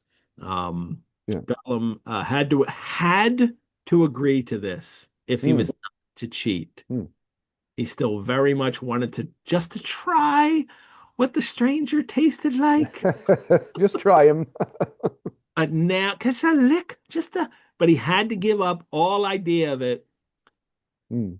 And then still there was the little sword. He's like, well, yeah, he's also got a sword, so I'm not gonna. Perhaps it was best after all. But Gollum is pretty much okay with like I have to agree to this He's because convinced. Yeah. just go along. He's got a sword, but really he is also convinced that like I can't cheat. Um, not the Gollum we thought you thought you may have met if you've never read this early version of it. Mm. Um, and so he goes to lead Bilbo out, and Bilbo tests the ring. Like he said, this was the ring that makes you invisible, so he puts it on, and Gollum's, whoa, where are you go? Where are you? Like Gollum, you should figure it out. Yeah, I know. How does he not here? Here I am, right behind you. He takes it off. But uh he follows him up, and then Gollum shows him the way out, and he says, "Here's the passage. I can't. We dursn't go with it, my precious," meaning himself. We can't go any further. And Bilbo slips under the arch and said goodbye to the nasty, miserable creature, and very glad he was. He did not feel comfortable until he felt quite sure it was gone, and he kept his head out in the main tunnel, listening until the Mm. flip flap of Gollum going back to his boat died away in the darkness. And that's it. Yeah. We don't get a we don't get a farewell scene. Nope. Like go goodbye, thanks so much. Nothing. He's just gone. Gollum is not important to the No. original Hobbit. He's just like the trolls. Right. Yeah. That's it. Some creature, and I gets the trolls, they got the swords. Gollum, he gets the ring. He's not important to the story. Um, and then we'll go to the end here. Even Hmm. though there are changes here now, but Some. Yeah. we'll Yeah. follow through here in the original version, and then when we go back, we'll mention the changes. Yeah. But he goes down the passage, and he sees a light, and he goes up, and he's like get to the back door, and then Bilbo walks out, and there's goblins there. Um and he whether and he's just walking. He doesn't have the ring on, because why would he have the ring on? He didn't want Gollum to think he had the ring. Right. So he walks up, and then it says, whether it was accident or presence of mind, I don't know. Mm. Accident, I think, is luck, because the Hobbit was not used yet to his new treasure. Anyway, he slipped the ring on his left hand. Again, it is by accident. It's just luck that he slips the ring on his Yeah. finger at that moment after the goblins see him, so now he can escape. Even the narrator is telling us that it's just luck. Um, the comical search for him. Oh, he was this way. Oh, he went that way. They're not Yeah. running into each other. It's a Marx Brothers situation here. Suddenly, everybody's running all around trying to get to him. But it's like a horrible game of blind man's bluff. Yeah. Goblins running about. The poor little hobbit dodged this way and that, was knocked over by a goblin who could not make out what he had bumped into, scrambled away on all fours, slipped down between the legs of the captain just in time, got up and ran for the door. Like, there's danger here. If they catch him, he's dead. Yeah. But it's done in a comic way. We're all bumping into each other. They don't know where you are. You're invisible. And tries to get through, gets stuck. Like me, I would get stuck, belly, buttons burst, Yeah. getting through. It's too big for his waistcoat. So, is it a waistcoat? It doesn't say, right? I guess it's, Uh, I think I I am I assuming it's a waistcoat from all the pictures I always I see? think it does say it. I think it mentions it once when it says near the end of that page, it says he was through with a torn coat and waistcoat, There leaping you down go. the steps like a goat, while bewildered goblins were still picking up his nice breast buttons on the Coat doorstep. and waistcoat. So all the Yeah. buttons. So he had all of them. Yeah. Yeah. Yeah. Buttons are gone, makes it through. But also they see the shadow on the door when he gets stuck. Yeah. because the Yeah. ring doesn't prevent that from happening. Yeah. You're invisible, but if the sun shines on you, it's still going to cast your shadow. Um, uh, uh, and uh, and he breaks through and runs around and hides from them. Okay, so that's the original chapter, and you buy this original one 37, Hmm. you buy the And that's later that. editions, buy the American edition that we have at the Rosenbach. That's what you get. Gollum is dangerous. He will eat you, but he plays by the rules of the game, right? Especially a sacred one, and he lets Bilbo go. He's like, yeah, of course I'll let you go because that's the rules. Yeah. And he's no more a part of this adventure than the trolls are. He's just Not after this. No, that's it. Yeah. just one of the encounters along the way. There's nothing significant, resonant about this. It is just another one of the creatures that you meet along the way. All righty. Gonna need to make another drink. Um, it's 1947, 10 years after The Hobbit had been published, and Tolkien has been working on the Lord of the Rings for about 10 years, a bit off and on. Hmm. He's, teaching, he's the war The war kind of got in the way of things. Yeah. that's in the way. Um, and I'm not gonna use this shaker. I'm just gonna put it all in this nice thermos shaker. It's easier to use. And He's written The Fellowship. Hmm. He's written part of most of Two Towers by 47, Yeah. if not all of them. Maybe he's even started behind that. I'm not even sure. And I'm not even measuring. I'm just eyeballing this Hmm. drink. Um, and He's come up with the idea early on that it's the ring is one rings is Sauron's one ring, Yeah. and he's got this, and he's also come up with a detailed backstory for how Gollum found it, who Gollum Hmm. is, even his name, Hmm. his original name, um, uh, and he's not a mysterious unknown creature as he No. is in The Hobbit. In The Hobbit, he is not a hobbit. Right. He's He not. is He's not. He's Tolkien. not anything. He's. I Yeah. don't think Tolkien Yeah. thinks of him in that way at I all. don't think Doesn't so. seem that way The from anything. only thing he said was something about living in holes by a river, um, even in that first chapter version. But that could be anybody, right? It's nothing really suggests that. In fact, even in Lord of the Rings, Frodo kind of doesn't like the idea of Gollum ever having been a hobbit of any kind. But Yeah. that's certainly not present yet anyway.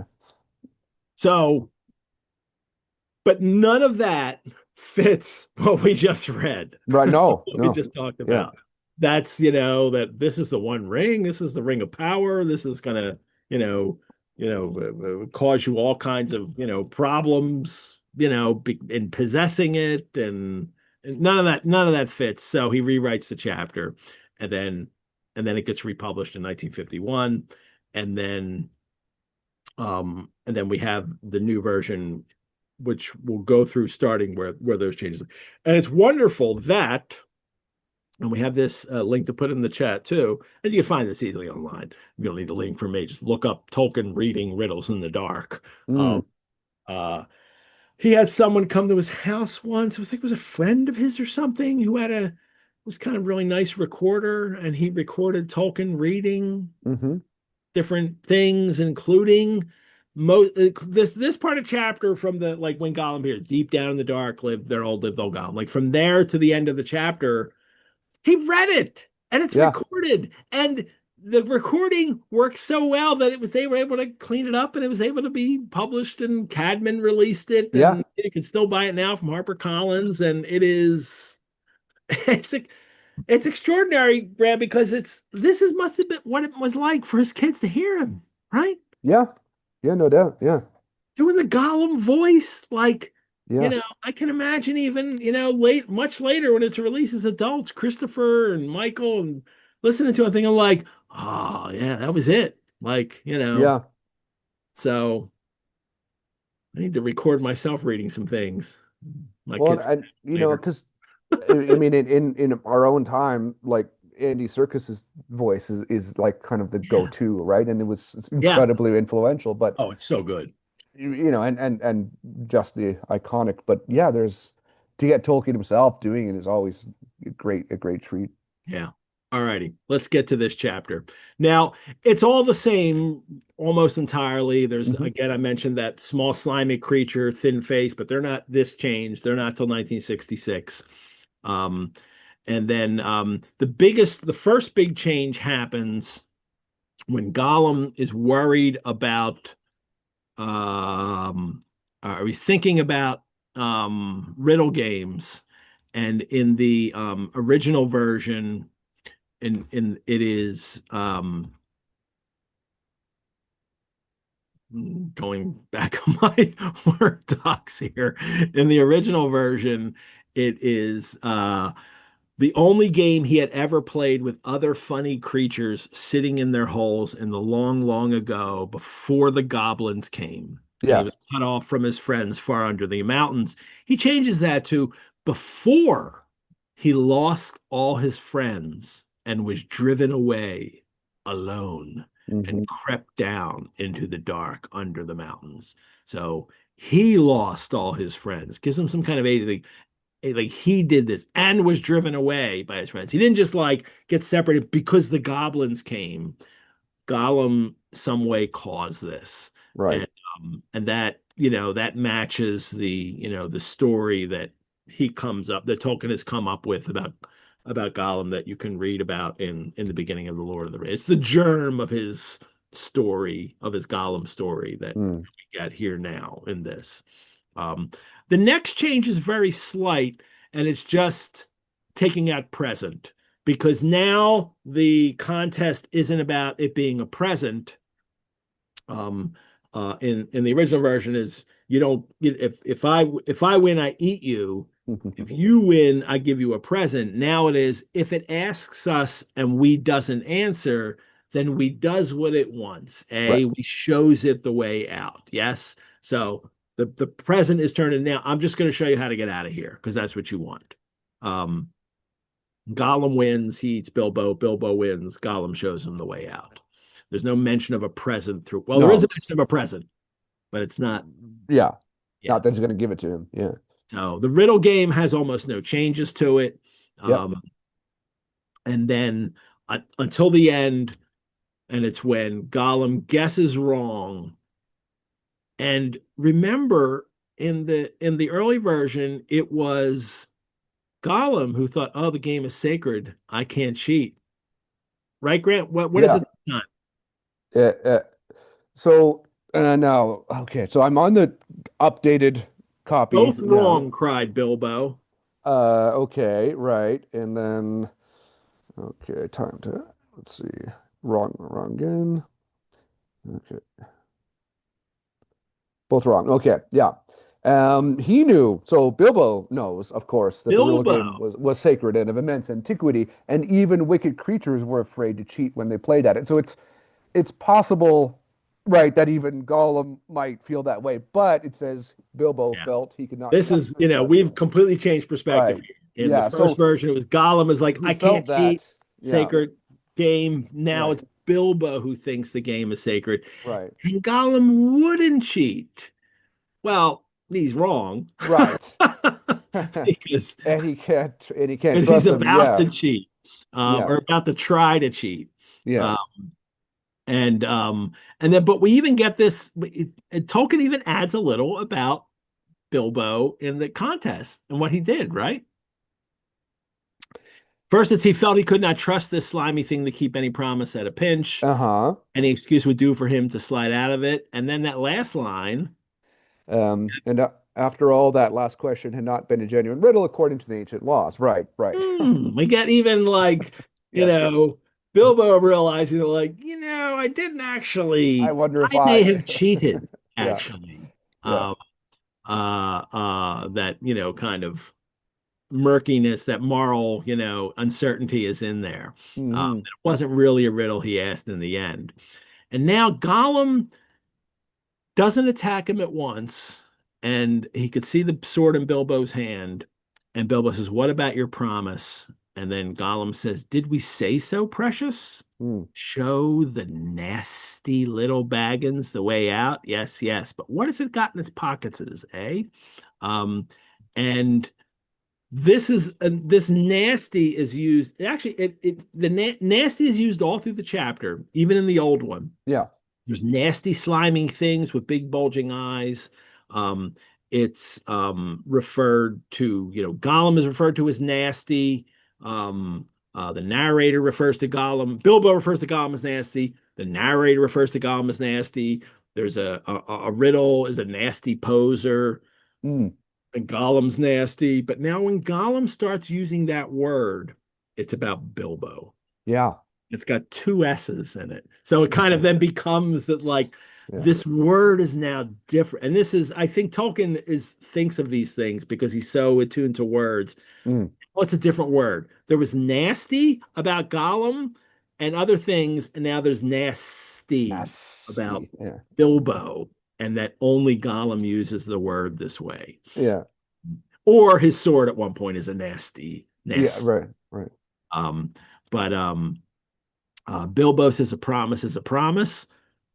You gotta show me the way out, dude, because you promised. Like this is Bilbo being a little naive here. Well, not entirely, because then he'll run in a moment. Yeah. um, but Gollum leaves, and Gollum did mean to come back. Bilbo's thinking maybe he just left, but no, Gollum Yeah. did mean to come back because he was angry and hungry and he was miserable. He was a miserable, wicked creature, and already he had a plan. And Mm. it's my birthday present. That's what we wants now. Yes, we wants it. And he's going to get the ring, and because it's invisible, he's going to go and kill Bilbo and eat him. Yeah. But we get more. It was a ring of power. It not only turns you invisible, you can in the sunlight you can be seen, and then only by your shadow. Um, but Gollum gives the backstory that a little bit, a general thing of the backstory that Tolkien will really explain in Lord of the Rings. Hmm. It came to me on my birthday, my precious. Um, he had always said to himself, but who knows how Gollum came by that present ages ago in the old days when such rings were still at large in the world. Perhaps Mm. even the master. Mm. What? The master? What are we? Who's the master? I mean, and this is great for people in that very short period, like just reading The Hobbit from 51 to 54. Like, what? Yeah. Yeah. Who's Just, the just hold on. master who You'll rolled them, you'll rolled the find out. rings, and could not have said, like, what? Um, Yeah. Gollum used to wear it at first till it tired him. Then he kept it in a pouch next to his skin till it galled him. Mm. And now usually he hid it in a hole in the rock on his island and was always going back to look at it. And still sometimes he put it on and he could not bear to be parted when he could not be bear to be parted from it any longer, or when he was very, very hungry and tired Mm. of fish. And now Tolkien really makes him evil because Yeah. then he gives like what does he do? This is a detail that's not in the original. Graham, Well, only a so- few hours ago. right. Well, I mean, so it mentions again that he would kill goblins, right? I mean, it's already That we said know. that, but But it says a few hours ago he had worn this what we now know as Ring of Power and caught a small goblin imp. How it squeaked. He still had a bone or two left to gnaw, but he wanted something softer. I mean, it's making him. I mean, he killed it apparently a goblin ch It was like a child, child. It was a child. It was like a baby goblin. It was which like a we never really toddler, hear about little again or toddler before, goblin but with his giant goblin head, like you know, walking around the caves, and he kills it. we, Um, we, I mean, killing goblins after what we've been through is yeah, like good. Kill the goblins because they're right, evil. right. But to make it a small goblin imp that squeaks Yeah. really kind of ramps up the like I'm a really bad This is a bad guy. Yeah. um and but those other things we learn about that it came to me on my birthday. It's a birthday present, which is Yeah. not explained. It's a ring of power. Uh Mm, the shadow in the sun is only how operates in the Hobbit. mm. Lord of the Rings, he gets like rid of that. There's Doesn't really mention. Yeah. no Yeah. shadow in that. Um, and precious now seems to refer to the ring. Um, or it could refer to the ring. I think there's a moment here where he said, yes, because Yeah. then it's where is it, lost it, curse us and crush us. My precious is lost. So Is when I was lost. saying Mm, precious, I was mm. talking to the ring. I wasn't talking Yeah. to myself. I was talking to the ring. My precious is lost. Mm. Um, and that's a change. That's a significant change.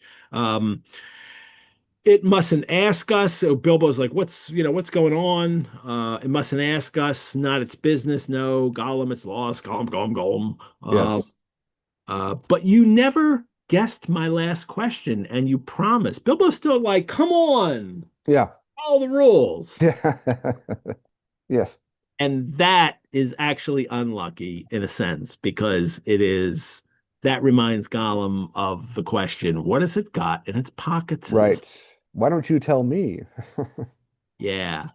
Answers were to be guessed, not given. And then Gollum says, but it wasn't a fair question. Not a riddle, precious. No. Hmm. Gollum's right.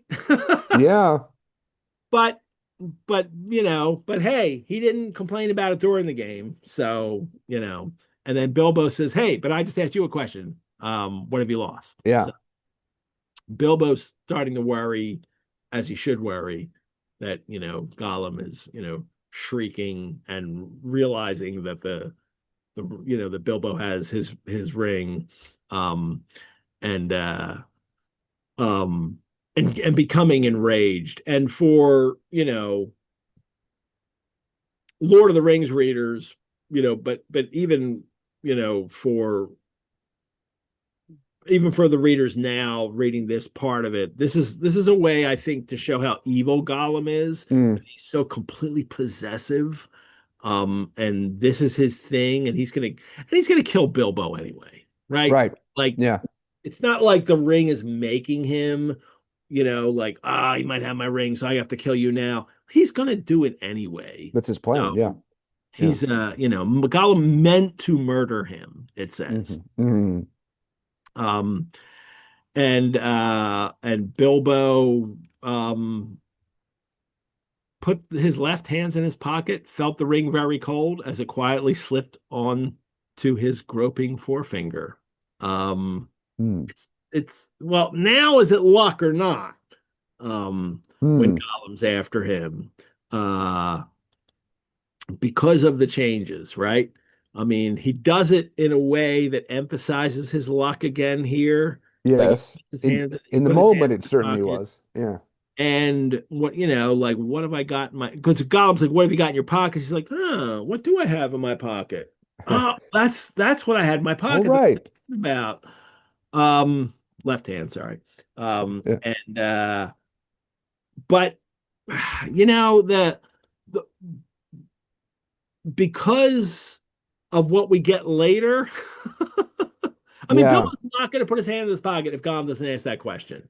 Um, and Right. Tolkien realizing now that the ring has a kind of power that luck maybe doesn't play a part. But I think in this book, still in The Hobbit, um, that I'm going to abandon that idea, and I will hit it again towards the end of this. But I'm going to abandon that idea that Bilbo is lucky again. lucky again. Yeah. Gollum said, "What's in your pocket?" He's like, "Huh, what is in my pocket?" Yeah. And I and he forget. winds up slipping on on his finger. So, that's what this novel is about. Bilbo's luck. One of the things Yeah. this novel's about. Um, Gollum goes after him, runs right by him. Bilbo's like, "What? He didn't see me." I mean, Right. And he figures it's it out black. that way. So I Yeah. don't know. There's no light in here. Yeah. But Gollum runs past him, and then he hears all about it. Yeah. Like again, this is lucky. Like Bilbo's lucky that Gollum runs past him. Yeah. Um, and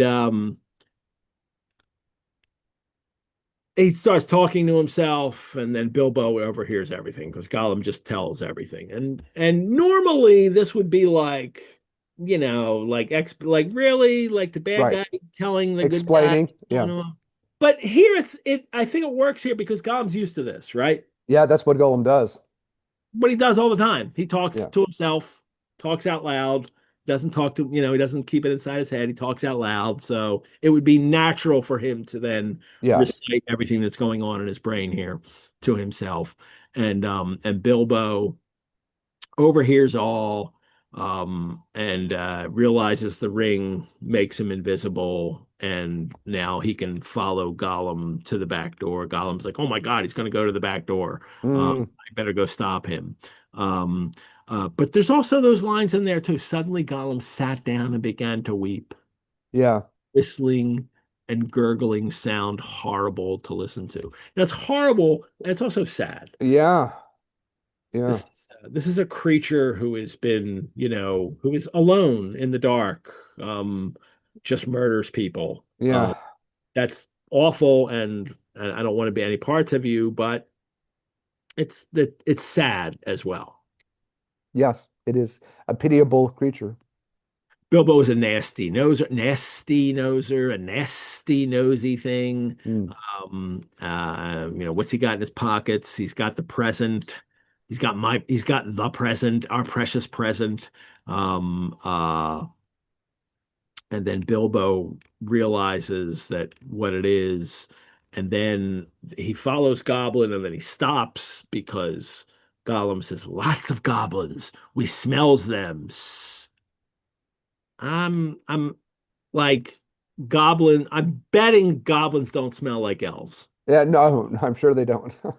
Yeah, it smells like elves last episode. I'm Yeah. thinking that's not the same thing.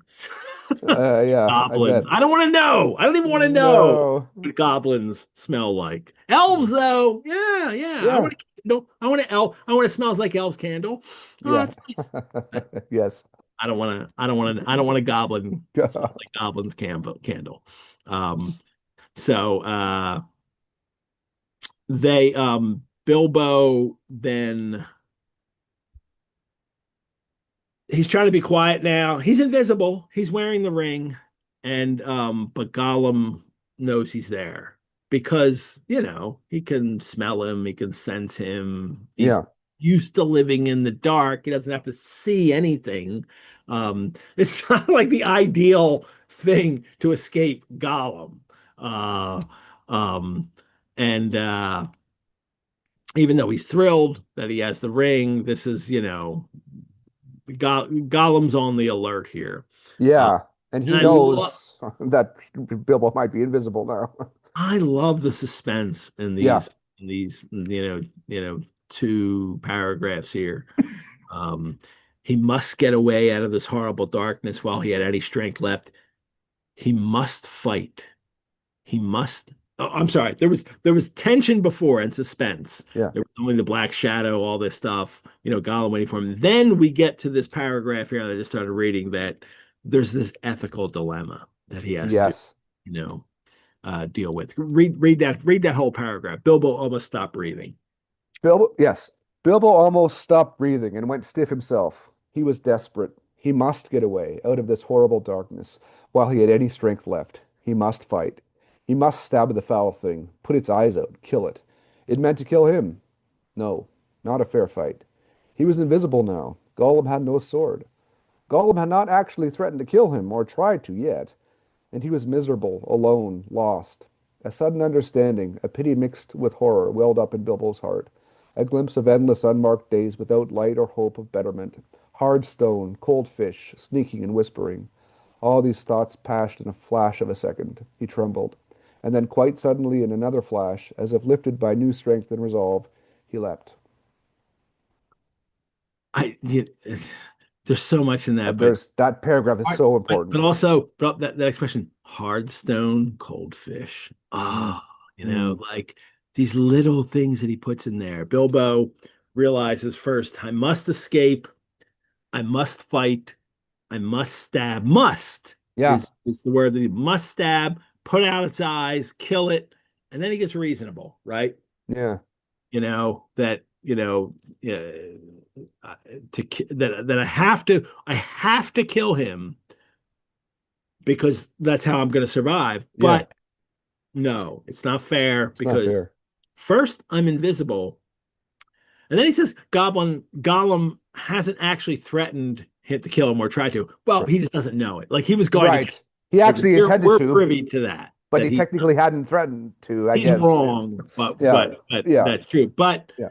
he's miserable, alone, lost, And unarmed.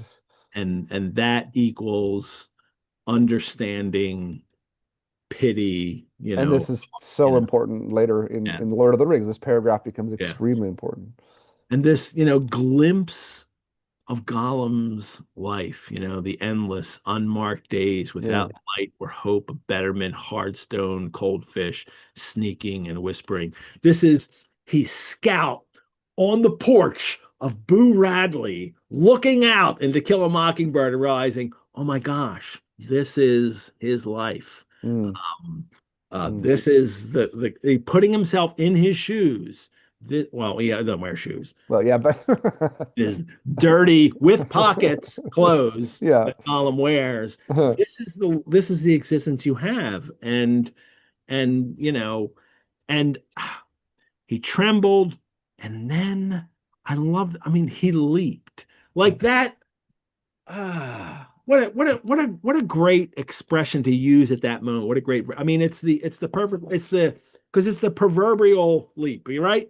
Right. It's the leap of faith. It's Yeah. Yeah. relying not on reason, which the reason says to kill it because it's dangerous, but Yeah. it's really on pity that he's making this decision.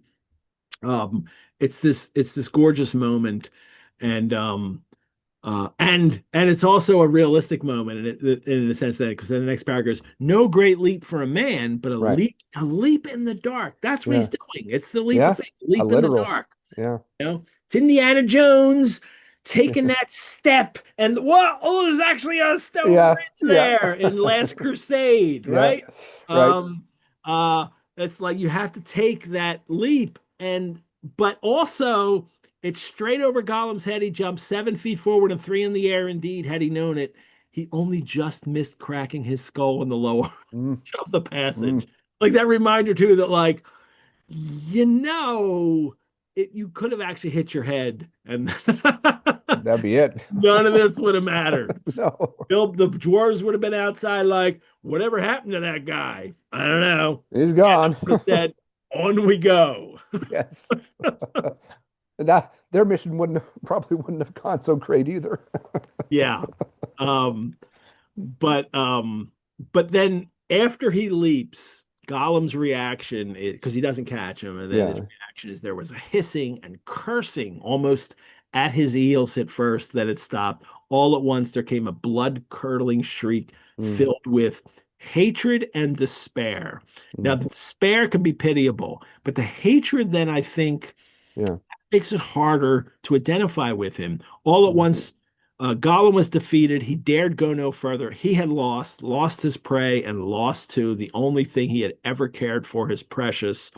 The cry brought Bilbo's heart to his mouth, but still he held on. Now faint as an echo, but menacing, the voice came behind. mm, It's horrible to hear this, but then it's thief, thief, thief. mm, Baggins, we hates it, we hates it, and we hates it forever. mm. Now, and that's the difference. That Gollum isn't this creature that is, oh, you've stolen it from me. Like that's not the last words. Right. The thief. It is thief. Well, it is. It's accusatory. Right.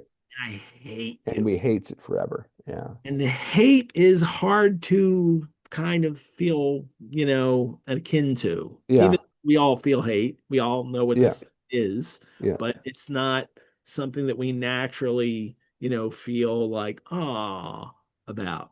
Um, Yeah. and and that's, and now he's gone.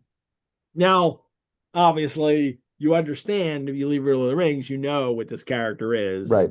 and this will come into play later.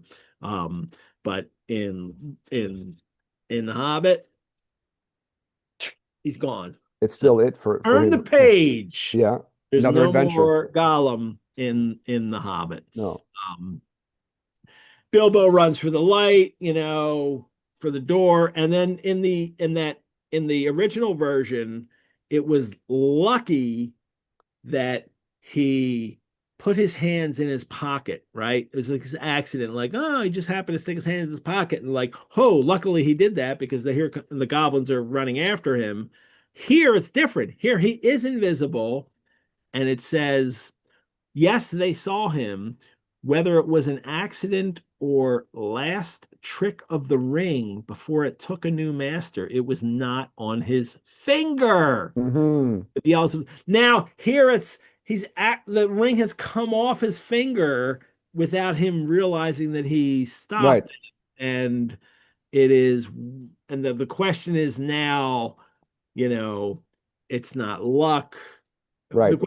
Before it's luck or Bilbo's design. No, it's luck. Here it's luck or a trick of the ring. Hmm. The ring somehow sentient caused to come off its finger, you know. But in this story, the way this entire novel is told, the answer comes down to luck. Um, Yeah. Even knowing what we know, if you put these lines in and compare it to the rest of this novel, it's luck. Sorry, guys, because the other nine times it's luck. So Right. this time it's also 9 out of 10. This time it also must be luck. Um, that's the way this novel is written, even though later, then when it's There's stories a were way. Yeah. told, you Yeah. can come up with different answers for this. Right. That then is weird because then that changes the whole conception of everything that happens. Yeah. Um, Yeah. and these are things that you talk about when you do Lord of the Rings, not when you talk about the Hobbit. Right. But both of these versions, and it's the same thing, it's the same ending. He gets Yeah. stuck in the door, Yeah. button Part's the same. burst, runs out, goblins come out, they don't find him because he's got the ring on.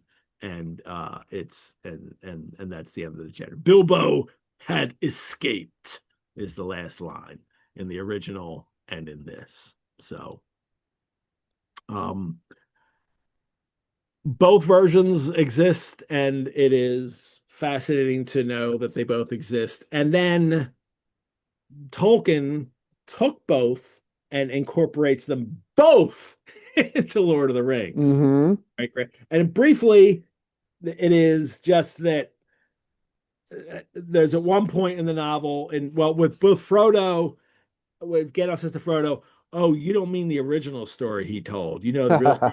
And Frodo's like, "Oh yeah, I know the real No. story." Yeah. Yeah. Because apparently Bilbo goes out and tells everybody that like, "Oh, the original story is just what we read in the Yeah. 1937 version. That oh, it was a birthday present, and then later, but the real story is, and because he told this, it's because the power of the ring. That's why he lied, and it's all tied in with the birthday present and Hmm. everything. It's just utterly fascinating to do when you read Lord of the Rings. You understand all of this. If you haven't read Lord of the Rings yet, you read the first, you read through Council of Elrond definitely, and you'll Yeah. like, oh ho ho, there it all There's a is. lot. Yeah. Yeah. There you go. Well, bless us and splash us, my precious. I think that's all we have left, Graeme. That was Thank great. you, everyone, for joining us for episode 4 of Biblioventures, The Hobbit. And we did this in 2 hours, dude. I know that was well done. Was I talking too fast? Was I like No, no, I mean there's a lot to cover, but I think it was at a good pace. I'll throw that to the chat. Was I just like going along here, getting through this? I might have done that. I'm sorry if I did. I just, it was, and this chapter is so either both of the chapters, they're just, it just propel you along. This is just such good writing in whatever version it is, but it propels you and it's so fun to do like that. Well, Graeme, thank you for joining us. You will Thank you once return. again. I You'll will, return yes. in a few weeks. We have a Hmm. schedule now that I have not posted on our webpage, but I will. I'll Okay, post this week the schedule where you know exactly when every co-host is going to appear. cool. Uh, Thank you, Brianna, for our chat assistant for providing the links in the chat. Next week, for episode 5, we will cover chapter 6 with Dr. Sarah Brown will Hmm. return out of the Good pick. frying pan and into the fire with Dr. Yes. Sarah Brown. That would be wonderful. Thank you to all of you who have made a donation to the Rosenbach or become a member. We couldn't do these shows without your generous support. Your donations help us create more programs like this one and also care for our collections, like our lovely American first edition of The Hobbit. You could also become a member. Membership gives you early access and discounts to programs and courses. You can find out more at our website, rosenbach.org. Thank you for watching these episodes. Spread the word. Still spread the word. Hey, there's more people can join in. It's The Hobbit. People can join in at any Oh time yeah. for these episodes. I am Edward G. Pettit of the Rosenbach Museum and Library. And keep the contents of your pockets to yourselves, everyone. Thank you so much for joining us. All righty, everybody. Bye-bye.